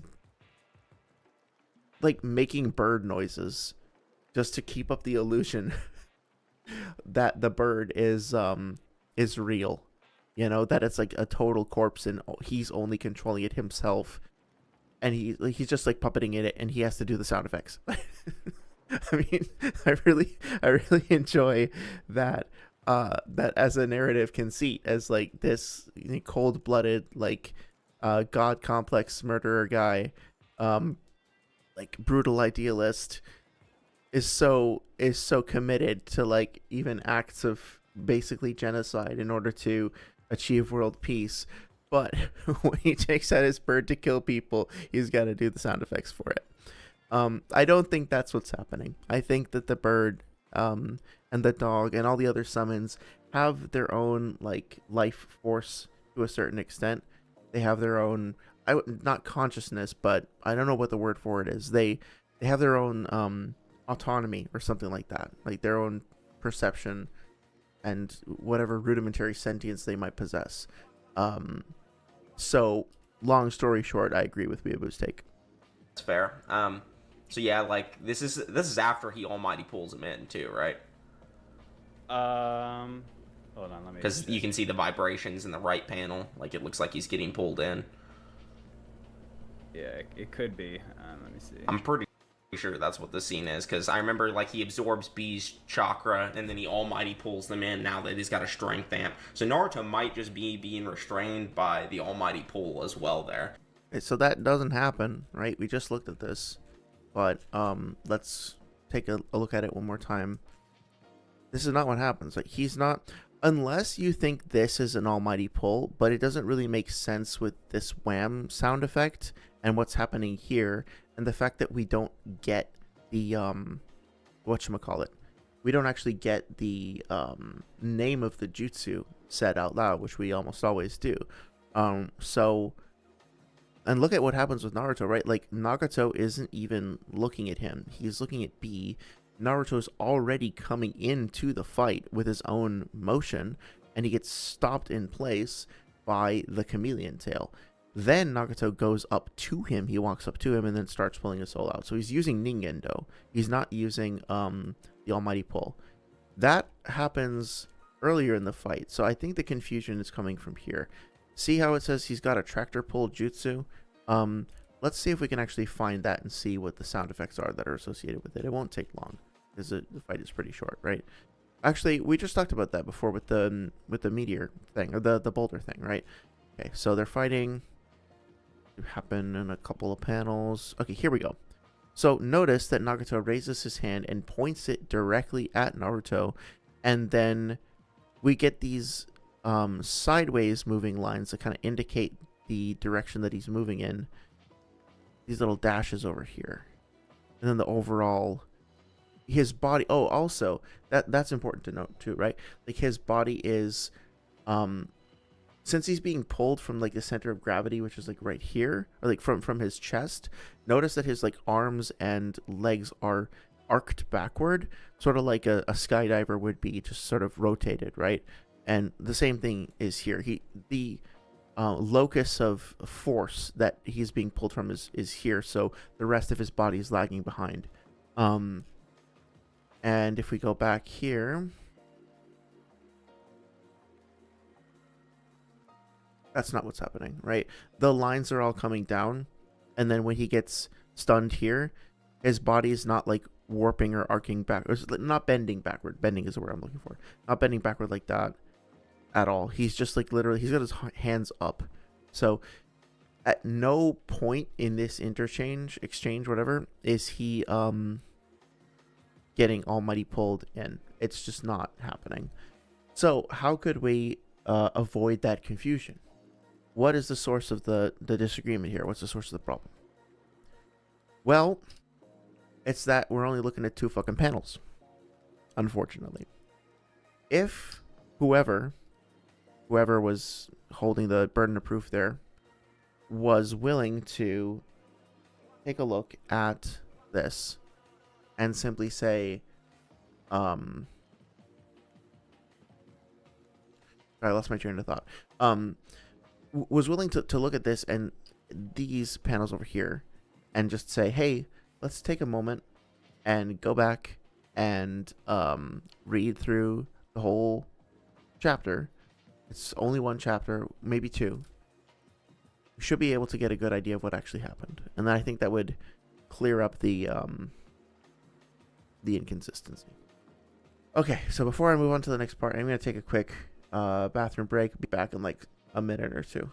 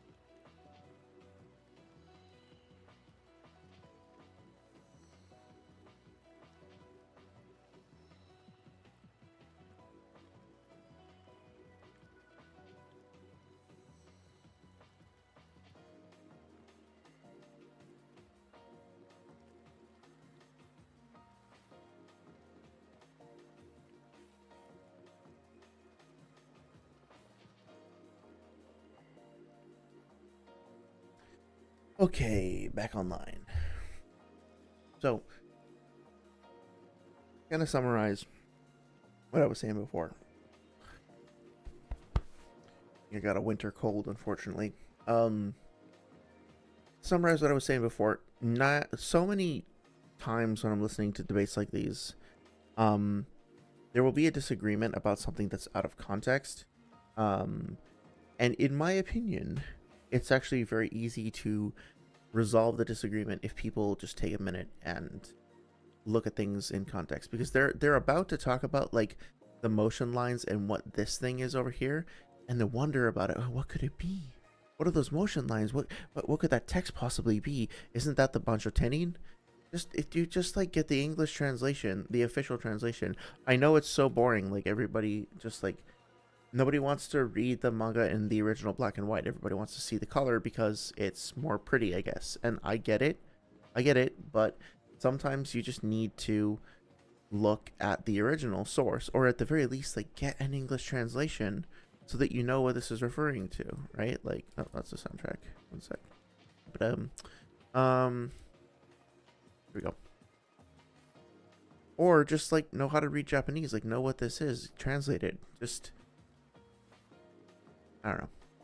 It's strange to me. That being said, you don't even really need this, right? Because again, his body is not. We never get the Bancho Tenin actually written out for us, and we also don't have his body is not positioned in the right way to indicate that he's getting Bancho Tenin in. And you could just look at the fact of what's happening here. It's very clear that he's not getting Almighty pulled in. So, moving on. And you can even see in the left panel that there's a couple like vibration marks still on him there even. So I'm not for sure if that chameleon by himself can just restrain KCM Naruto. Well, if you want to be for sure about it, you should read the chapter, because it's very clear what's happening. It's not confusing at all. I don't understand why people take this approach of being like, well, I don't know, so I can't say anything, when the ability to move from ignorance to at least having an informed opinion takes literally 5 minutes or less.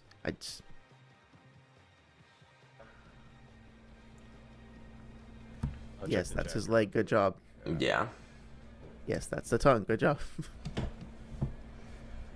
Okay, so Weeb was actually going to check the chapter. Thank God. Around there.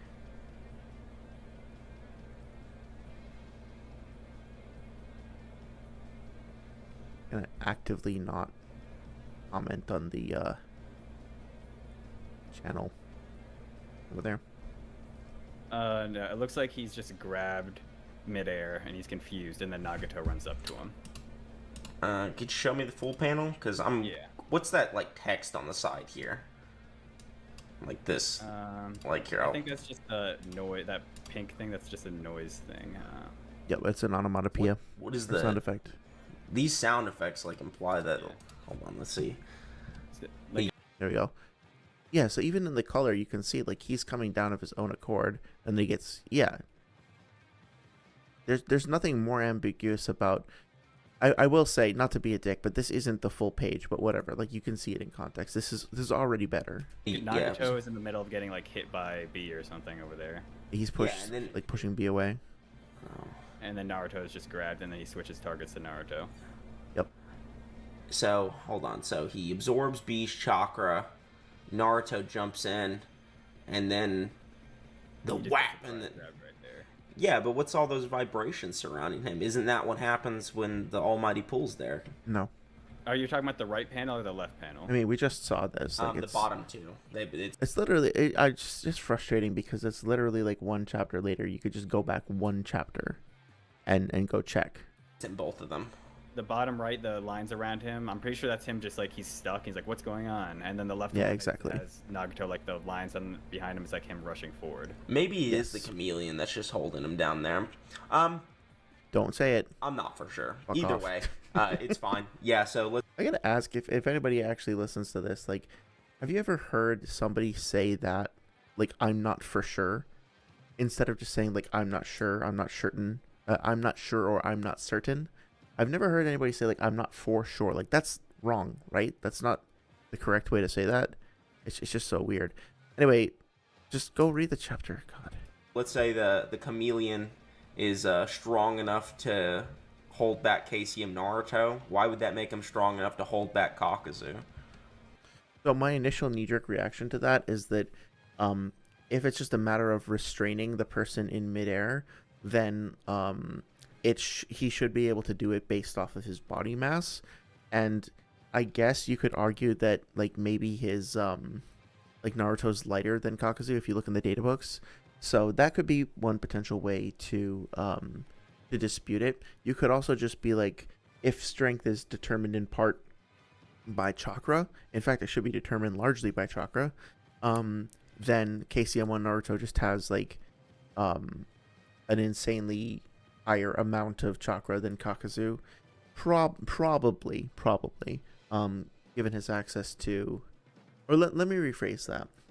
I think it's intuitive to say something like that because of his access to Kurama's chakra, but at the same time, like, how exactly do you get a quantification for the number of chakra that somebody has?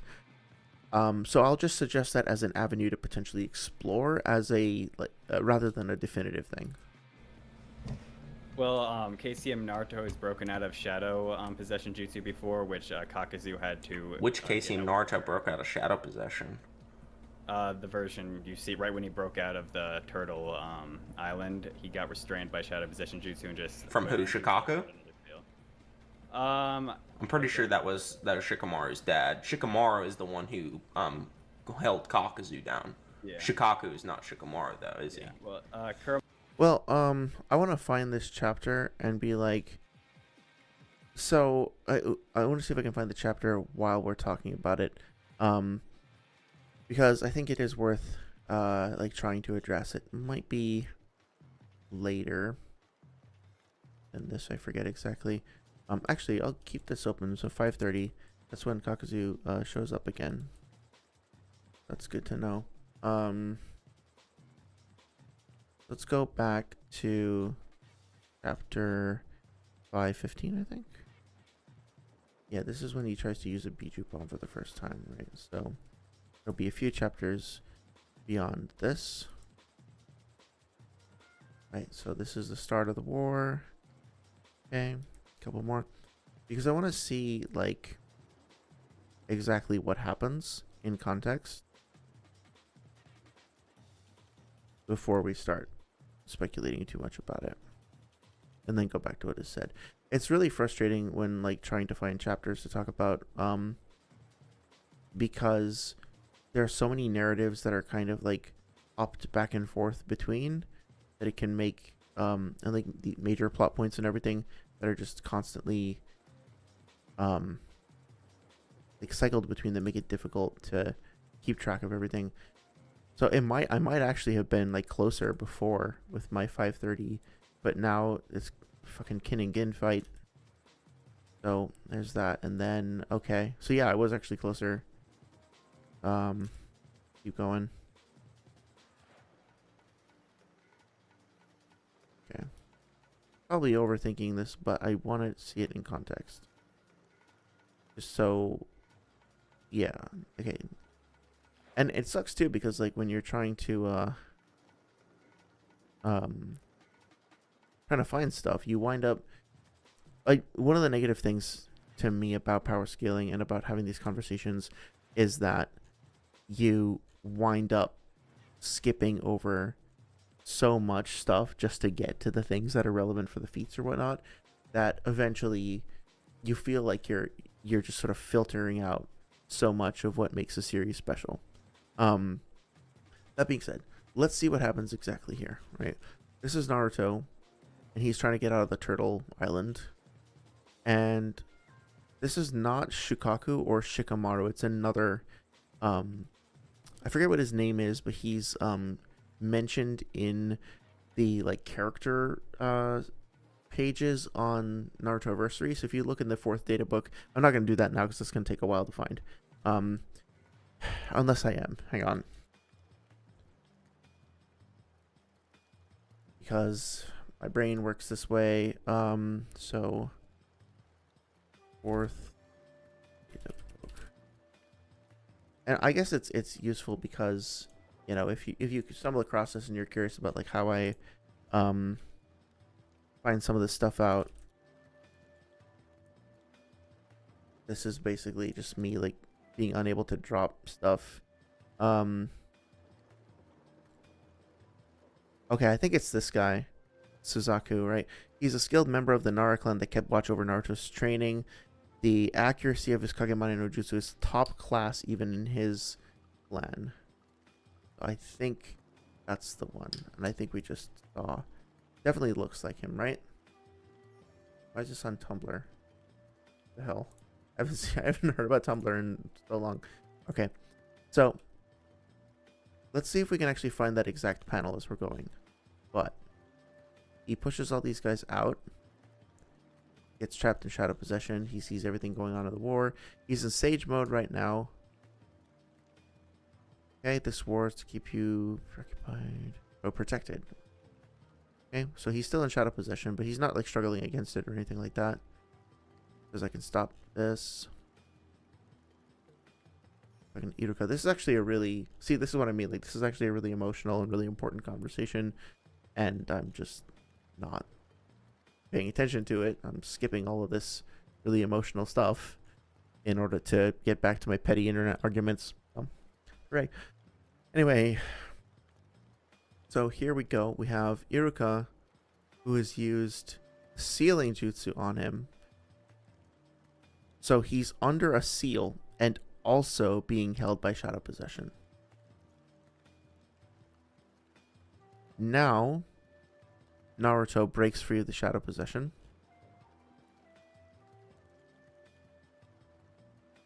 And the seal. So I have failed to locate the exact panel where we see the dude's face. We could do that. I think that's probably outside of the scope of this. Stubborn though. See. Okay, yeah. Okay, here's his face, right? That guy, he's got little dimples. He's got the goatee. I think it's this guy.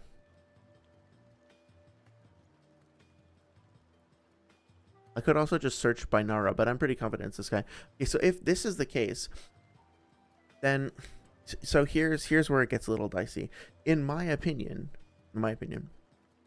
seeing that he's a Jonin and seeing that he has a top-notch Kagemane, I would say that it's probably fair to assume that his Kagemane, which is the shadow possession or shadow bind, should be at least equivalent to a much younger, much less experienced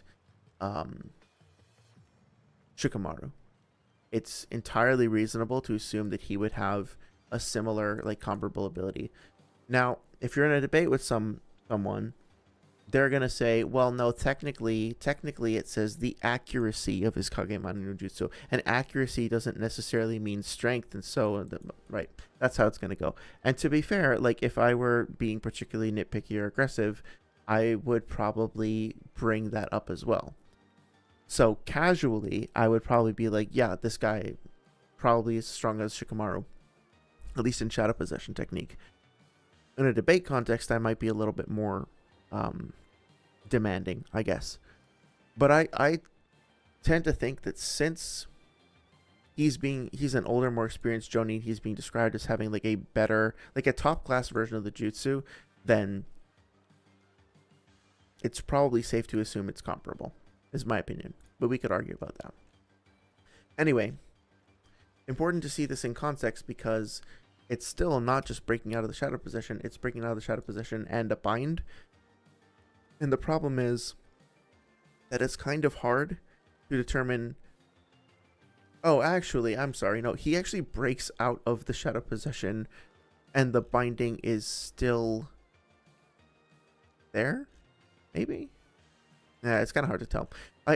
So having looked at this, like, I don't know that I would feel confident using this for scaling anything, honestly.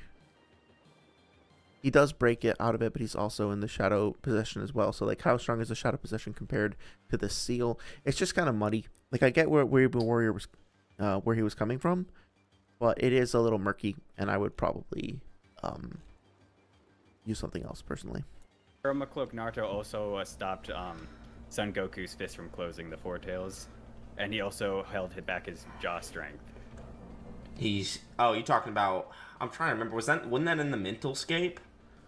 Or am I tripping? No, that was physically. I can't remember what scene that's even from, but yeah, that's just Biju level. Kakuzu is like perfect Jinchuriki level, or he's stronger than perfect Jinchuriki. I don't really want to spend too much time going over this again, but I'll just point out that calling something Biju level versus perfect Jinchuriki level is meaningless unless you actually have scaling for those characters. So I don't care if you know, Yugito is perfect ultra mega over 9,000 fucking Jinchuriki and Son Goku is tiny itty bitty baby, like little bitch boy Biju, whatever terms you want to apply, ultimately their scaling is going to be what it is. Like their feats are going to be what they are. And saying something completely vacuous like Kakuzu is over perfect Jinchuriki, like what does that mean? Which perfect Jinchuriki? How far do they scale? Because if we don't have any scaling for them, then him being over them, like being over 0, isn't very impressive, right? We have to actually define all of these things. I went on and on about this in my last video, so I'm not going to spend too much time on it, but it is like not, it just doesn't have any substance to it to say something like that. Well, I disagree with Kakuzu having lifting strength on that level. I mean, he was pushed down by the Two Tails. So Oh, are you talking about Naruto's lifting strength? He's not even grabbing onto the tongue. He's not even trying to like peel it off. Yeah, that's true. But it's enough to at least surprise him and hold him there for a bit. So I don't see why. He's invisible, man. Like it's easy to get exactly. surprised. Exactly. He can do the same thing. I'm not saying this chameleon soul is Kakuzu, but I'm saying he can take him by surprise and grab him. He might be able to grab him for a second, but I don't see any reason why Kakuzu wouldn't just like look down or like just have one of his hearts just blast the shit out of Nagato either way. Or the chameleon even, or he could just blow up the battlefield like I said earlier. Okay, so those are just multiple, that's kind of a gish gallop of multiple statements that are unfounded. I do agree, like I don't know what the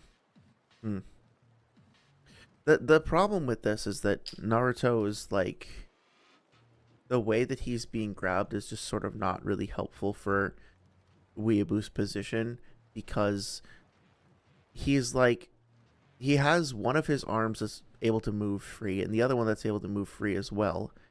And he's basically like wearing this like not a backpack, what do you call it? Like the over the shoulder, like overslung packs or whatever, right? Like he has free movement with the rest of his body. He's basically just being held in the air like he's with a harness. And so if the snake were to do this to Kakuzu, like I do kind of agree. It's like, okay, well then what, right? Like assuming that he has the strength to hold Kakuzu in midair, what is he going to do to him then? Just hold him there for a second? I don't know. We don't see him struggle against the tongue, so I'm not sure how strong that tongue is specifically.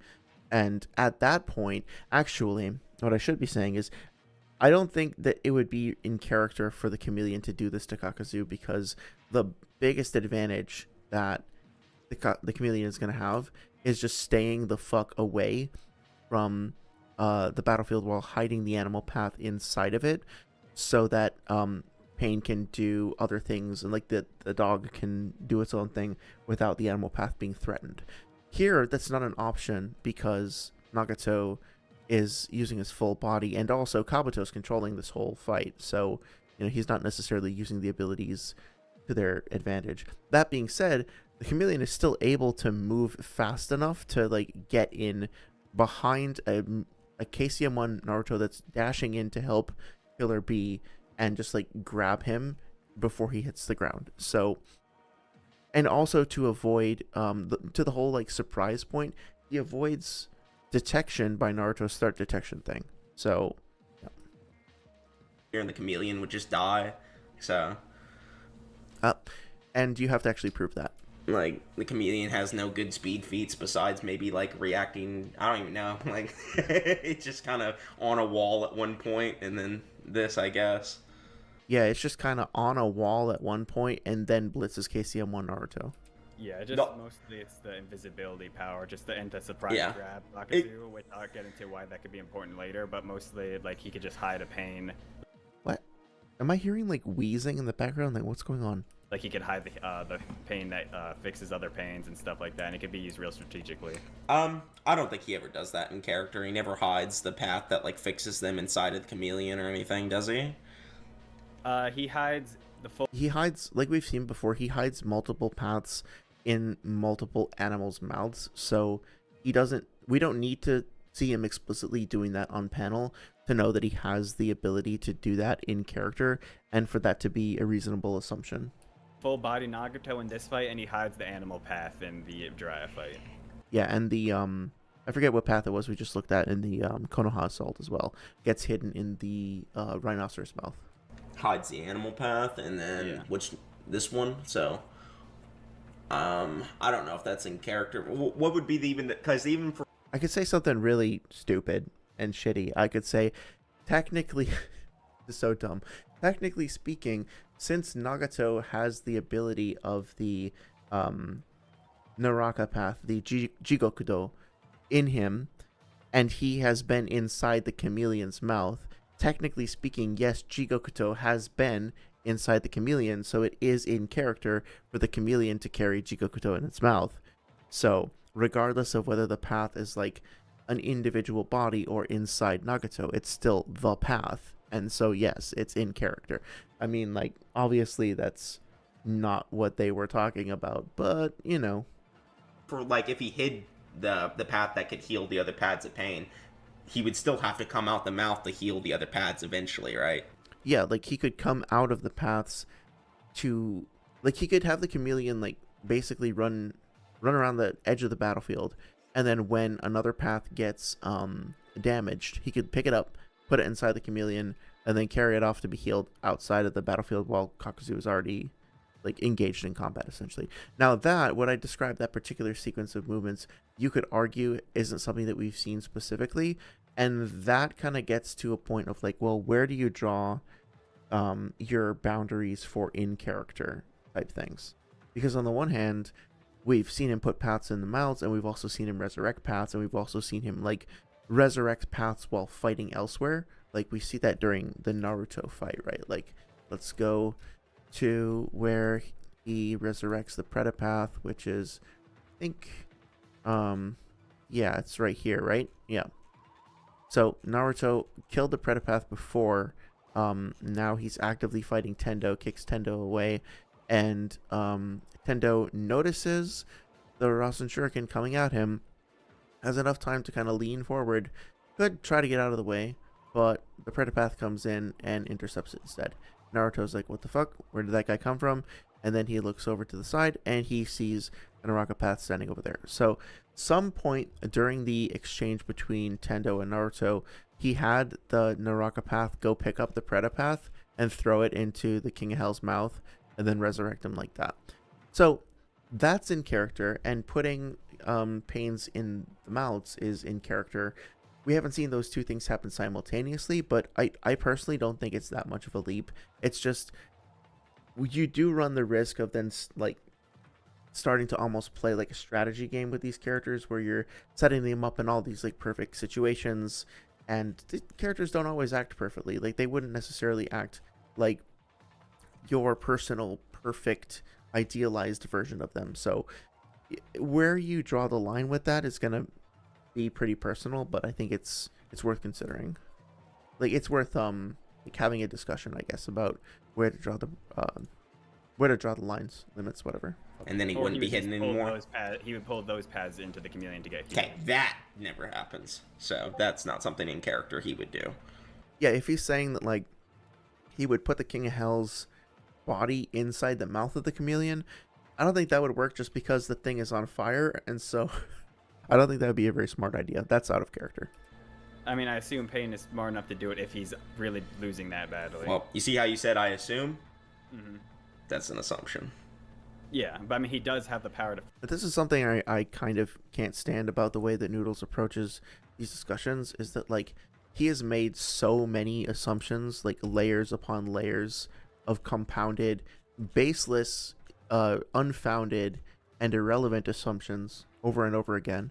He uses them for like the core of his arguments.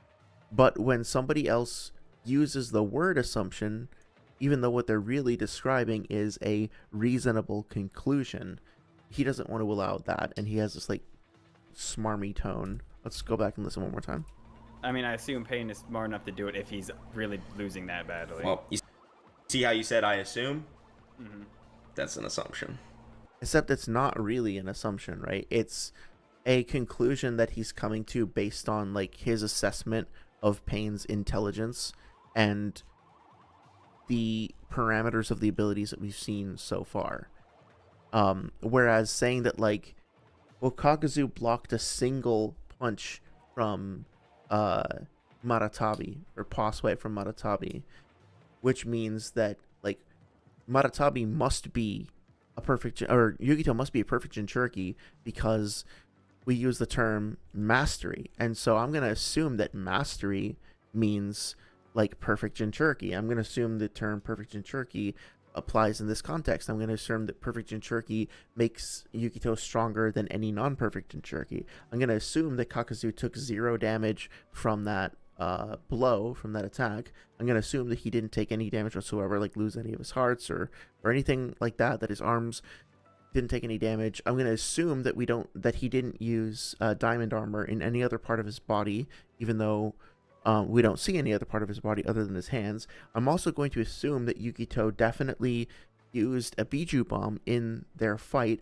I'm going to assume that a Biju Bomb constitutes a physical attack. I'm going to assume that Yukito hit Kakuzu with the Biju Bomb and assume that Kakuzu took no damage from it.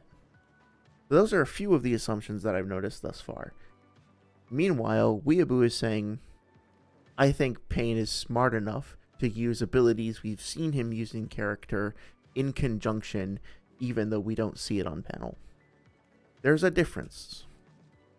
Yeah, but I mean, he does have the power to physically do it, so it's a possibility, though. I mean, yes, exactly. It's a possibility, but it's a possibility we can't guarantee will happen, so I don't think... None of these conversations are ever about guarantees, right? They're hypothetical matchups where people are trying to use their best and most creative accumulations of evidence, I guess, to predict how something might turn out. Nothing is guaranteed. Nothing is definite. This is all just like fantasy at the end of the day. Evidence-based fantasy, but fantasy nonetheless. I think it's fair to say it'll happen. Yeah, I'm not guaranteeing it will happen. I'm just saying that's one of the possibilities that could happen. I could say, like a possibility. Well, no, I'm not even gonna get into that. But yeah, I honestly want to know what the hell he was gonna say. Naruto is personally smart enough to do something like that, but maybe he is. We just don't know. So, okay. I mean, this is obviously one of those like red herrings that just gets thrown out there to try and distract from the debate. He didn't make a positive claim, so there's nothing really for me to dispute there.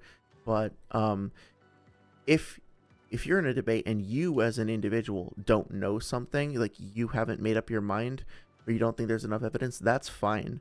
But saying like I don't think Nagato is smart enough, we just don't know. Okay, now you've shifted from saying something about your own perspective on the matter to now suggesting that it is unknowable, and that ventures into, like, I don't know, I won't say gaslighting territory because it's not that extreme, but it's definitely like a deliberate attempt to discourage further discussion.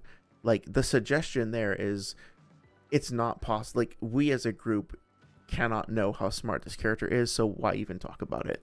And I resent that because I think you absolutely can come to a reasonable conclusion about how smart these characters are if you just analyze what they do. Okay. What next summon? Let's see. The next summon would be the crab summon, which isn't the most useful, but it does in the data book. I could post it. Says it has a blinding wave that washes away jutsu that might be able to help like push away like the. Yeah. So I'm sorry I don't have a scan for this because it's in the third data book, which is only available in print right now. But what I can do is I can say you can get, it's called the Naruto the Official Character Data Book, and it's got Naruto. Actually, why don't I just like pull it up here? Naruto the Official Character Data Book. Right. It's this one here. If you pull it up on Amazon or whatever, you should be able to just find a copy. I got mine for like $10 on Crunchyroll, I think. And I'm just going to go and look at the entry for this jutsu. It's called Raging Froth. Raging RFOTH, Froth. And I'll tell you what page it's on. Actually. No, 1 second. There's like 3 different tables of context. There's like a glossary and then an index, and so it takes a while to actually locate stuff. This is why I wish there was a digital version available, because that would make it a whole lot easier to find stuff. Okay, I found the index. Raging. Oh, it'd probably be under water style, wouldn't it? Yeah, okay, water style Raging Froth. So it's going to be on page 272. And I'm just going to read out what the description is. Okay. Water style Raging Froth. And I'll pull up the actual, like, picture that is along with it in case you want to look at it on your own. So this is literally the shot in the data books, and it's on the bottom of page 272. I'm going to read it out loud. Wide dispersion froth that buries an enemy in an instant. It's a C-ranked jutsu. A giant crab is summoned, which spews out a huge amount of froth covering an entire area in white within moments. Not only is the enemy blinded, but all other jutsu is washed away. Even the most well-conceived plan disappears like bursting bubbles against this jutsu. And then there's a side note. A torrent of froth completely renders Jiraiya's toad oil bombs ineffective, plus it's slippery when wet. So, the things to call out here are the enemy is blinded, and all other jutsu is washed away. Now, I'm of the belief that the databook statements should not be taken literally as a general rule, because so many of them are flawed or hyperbolic or written with colorful language or just like out of pocket in a variety of different ways. So I don't think it's a good idea to just accept that at face value. I would not put like Madara's Great Fire Annihilation, or what's another good example? Like, obviously, if we're talking about extremes, stuff like, or yeah, like Haku's Ice Mirrors, for example, something like that, or even like the Rashomon. There's a good example. I guess that's a summoning jutsu, but still, think of any major jutsu like that that goes up against this particular like crustacean spewing water out of its mouth. I don't think we should just assume that it washes away all jutsu just because the databook says so. I don't think that's reasonable. But it is capable of pushing back against one second. So it does nullify and wash away the oil like we talked about before. And it does come out in this high pressure jet. And that clearly has... It's something that Jiraiya is like trying to get away from. So it has force behind it. So there is an opportunity for scaling here. And I do think it's reasonable to say like it might have an ability, like a component to it that makes it capable of nullifying other jutsu like fire jutsu or things like the oil that's attached to Konan. Notice it doesn't like damage Konan, right? She like takes the full force of it and it doesn't hurt her. So it might be the case that this jutsu is more of like a nullification utility type thing and less of an AP type thing. But then it also has this ability where it supposedly blinds the user. Funny thing about that is that we don't really see that here, do we? Is Jiraiya blinded? Is Konan blinded? I guess like if you're in the middle of the foam, then you wouldn't be able to see anything because the fucking foam would be surrounding you. So you could argue that, here's something you could maybe argue going up against Kakuzu, is that if he gets pushed into place and basically forced to stay in one place for a little while, and then he gets bombarded with the foam, then he might have his vision restricted and he might get like stuck, potentially. You could also potentially argue that it would help. I think the most effective argument you can make against it is that it's another source, it's another meat shield, and it's another source of like something to negate one of Kakuzu's fire jutsu.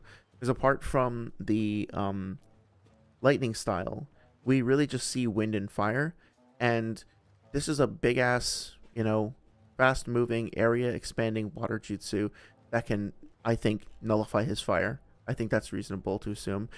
Oh no, I'm sorry, I made an assumption. I didn't make a deduction and a conclusion based on the information that I had available. It was just an assumption. I apologize. But he can also apparently like reposition himself very quickly by doing the little resummon, teleport, whatever he's doing through the water. So another obstruction, another thing for Kakuzu to deal with. What if Kakuzu's getting one of his fire jutsu ready, like we see him charging up, right? Like that. And then the crustacean just like spreads water over the battlefield. And then the next time Kakuzu goes to use one of his abilities, he does something similar where now that there's water everywhere, if he can reposition within the water, if I'm interpreting that correctly, then the next time Kakuzu uses a big jutsu, actually it would be better to look at the false darkness example, right? So yeah, see how he like activates it and he's charging it up. Okay, well now the crab can just reposition in the water, show up right in his face, and then blast him in the face with the water. Now you could argue, oh, maybe the lightning would electrocute the water if it has a typing advantage. So you can kind of go back and forth about it, but I think it does provide some utility. That's what I'm trying to say. Fire style jutsu, and possibly some of the other Pain's jutsus. Kakashi's water style didn't manage to even put out Kakuzu's wind enhanced fire. Yeah, we already went over this, but let's just look at that again. It does stalemate it.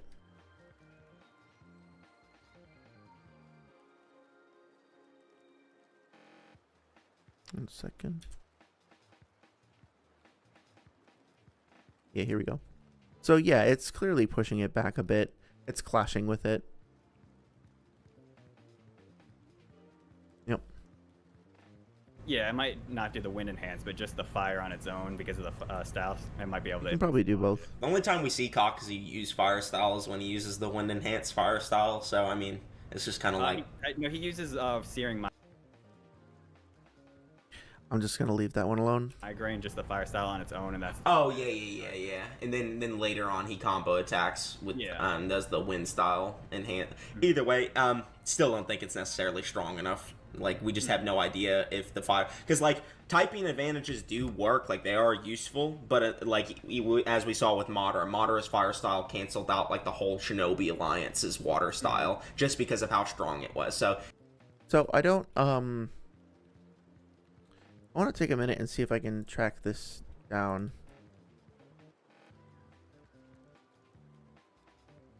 Okay. So chapter 600. Okay, yeah, that would have taken me a while if I hadn't looked that up. Okay, so let's go chapter 600 real quick. And I just want to point something out with this briefly. Okay. So when he says, I'll replay what he says to make sure that I got it right. He says something about like Madara's ability couldn't even couldn't deal with it, right? So there's another instance of it. And my objection with this is just that I know where it is too. They're on top of the Geromazo. Is this when they're it might be when he yeah, when one second. Okay. Yeah, I just wanted to make sure. So the issue with this is this, the statement is made that Madara clashes up against the Shinobi Alliance and he was not able to deal with it, like to overwhelm their water style, or maybe it's the opposite. I'll go back and double check. But my issue with this is that it's not just Madara, it's Madara and Obito.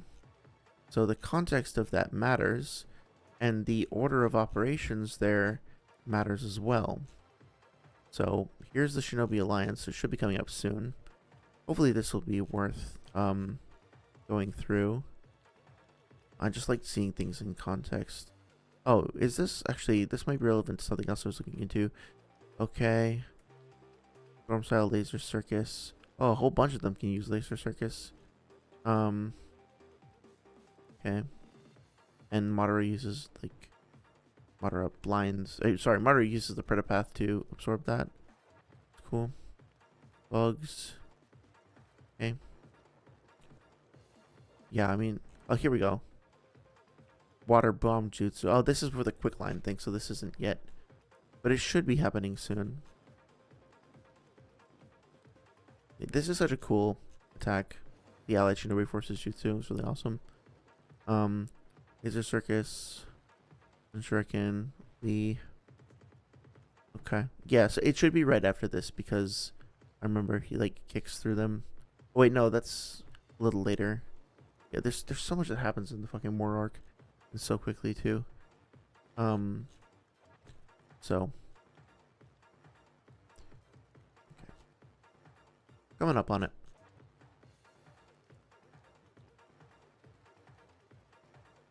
The KCM. Oh, he hasn't even gotten KCM yet. Or KCM 2, has he? Okay. Be right after this, after the whole despair thing and Neji's death. I'd honestly be curious to know, like, what people think of Neji's death. Like, on the one hand, I think it's kind of necessary for the war arc to have, like, more stakes rather than just, he does have KCM too. What the fuck am I talking about? More stakes than just, like, not enough people were dying, and it kind of makes sense for them to try to inject some of that. But the issue that I take with that is that you get no known, like, named character deaths whatsoever for a very long time, and then all of a sudden this one is just kind of thrown in there. It's like, I don't know, I don't particularly find that balanced or compelling. I think you have to kind of maintain a consistent emotional tone throughout, because otherwise it just kind of feels like it was thrown in there in a perfunctory way. It doesn't really feel sincere. So, and especially to like fans of Neji, like, were they happy with the way he got done, so to speak? I don't know. Doesn't feel ideal. God, it is so hard to find things sometimes. Not to whine, I'm just saying, like, literally there's so much to sift through. And yeah, now we're going on to the Hokage. There's this whole other arc. We're going to get into Madara's backstory, right? With Hashirama. There's all this that we got to go through just to get back to the emotional context of where we were before. Finally, you know, I do like this scene. Like, I really do like Sasuke going back and confronting the people who kind of sowed the conflict in the first place. But the way that it's implemented is just, yeah. So, finally, here we are. Chapter 628. Madara uses Majestic Destroyer Flame. The Ten Tails is doing whatever the hell it's doing. It's just smashing. It's not really helping. And Obito is using Bomb Blast Dance simultaneously. And they're both plugged into the Ten Tails, I think, with the umbilical cord thing. And what happens on the other side is that we have the Allied Shinobi forces. They're being enhanced with KCM2 chakra that are going everywhere. Right?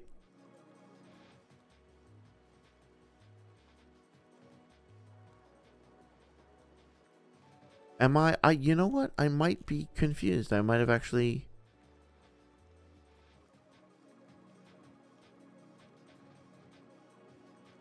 Yeah, it might have just actually been Madara. I think I was wrong about that. Oh well. I thought it was the two of them who were both going up against the Allied Shinobi forces in KCM2 together from the top. Was I mistaken about that? Let me see. Of course, this is a long ass tangent that's completely unnecessary, but now I'm in it and now I need to go find out. So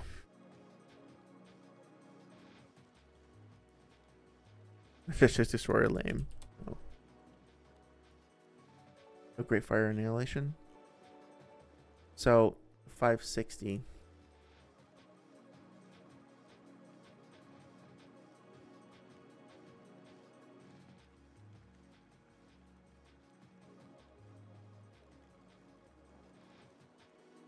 Okay, so this is what... Okay, so yeah, I was getting confused.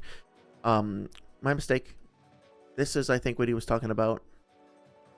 So here comes Madara with Majestic Destroyer Flame, and all of these Shinobi combine Water Wall and cancel it out, right? So let's go back and actually hear what was being said. You canceled out like the does the wind style enhance.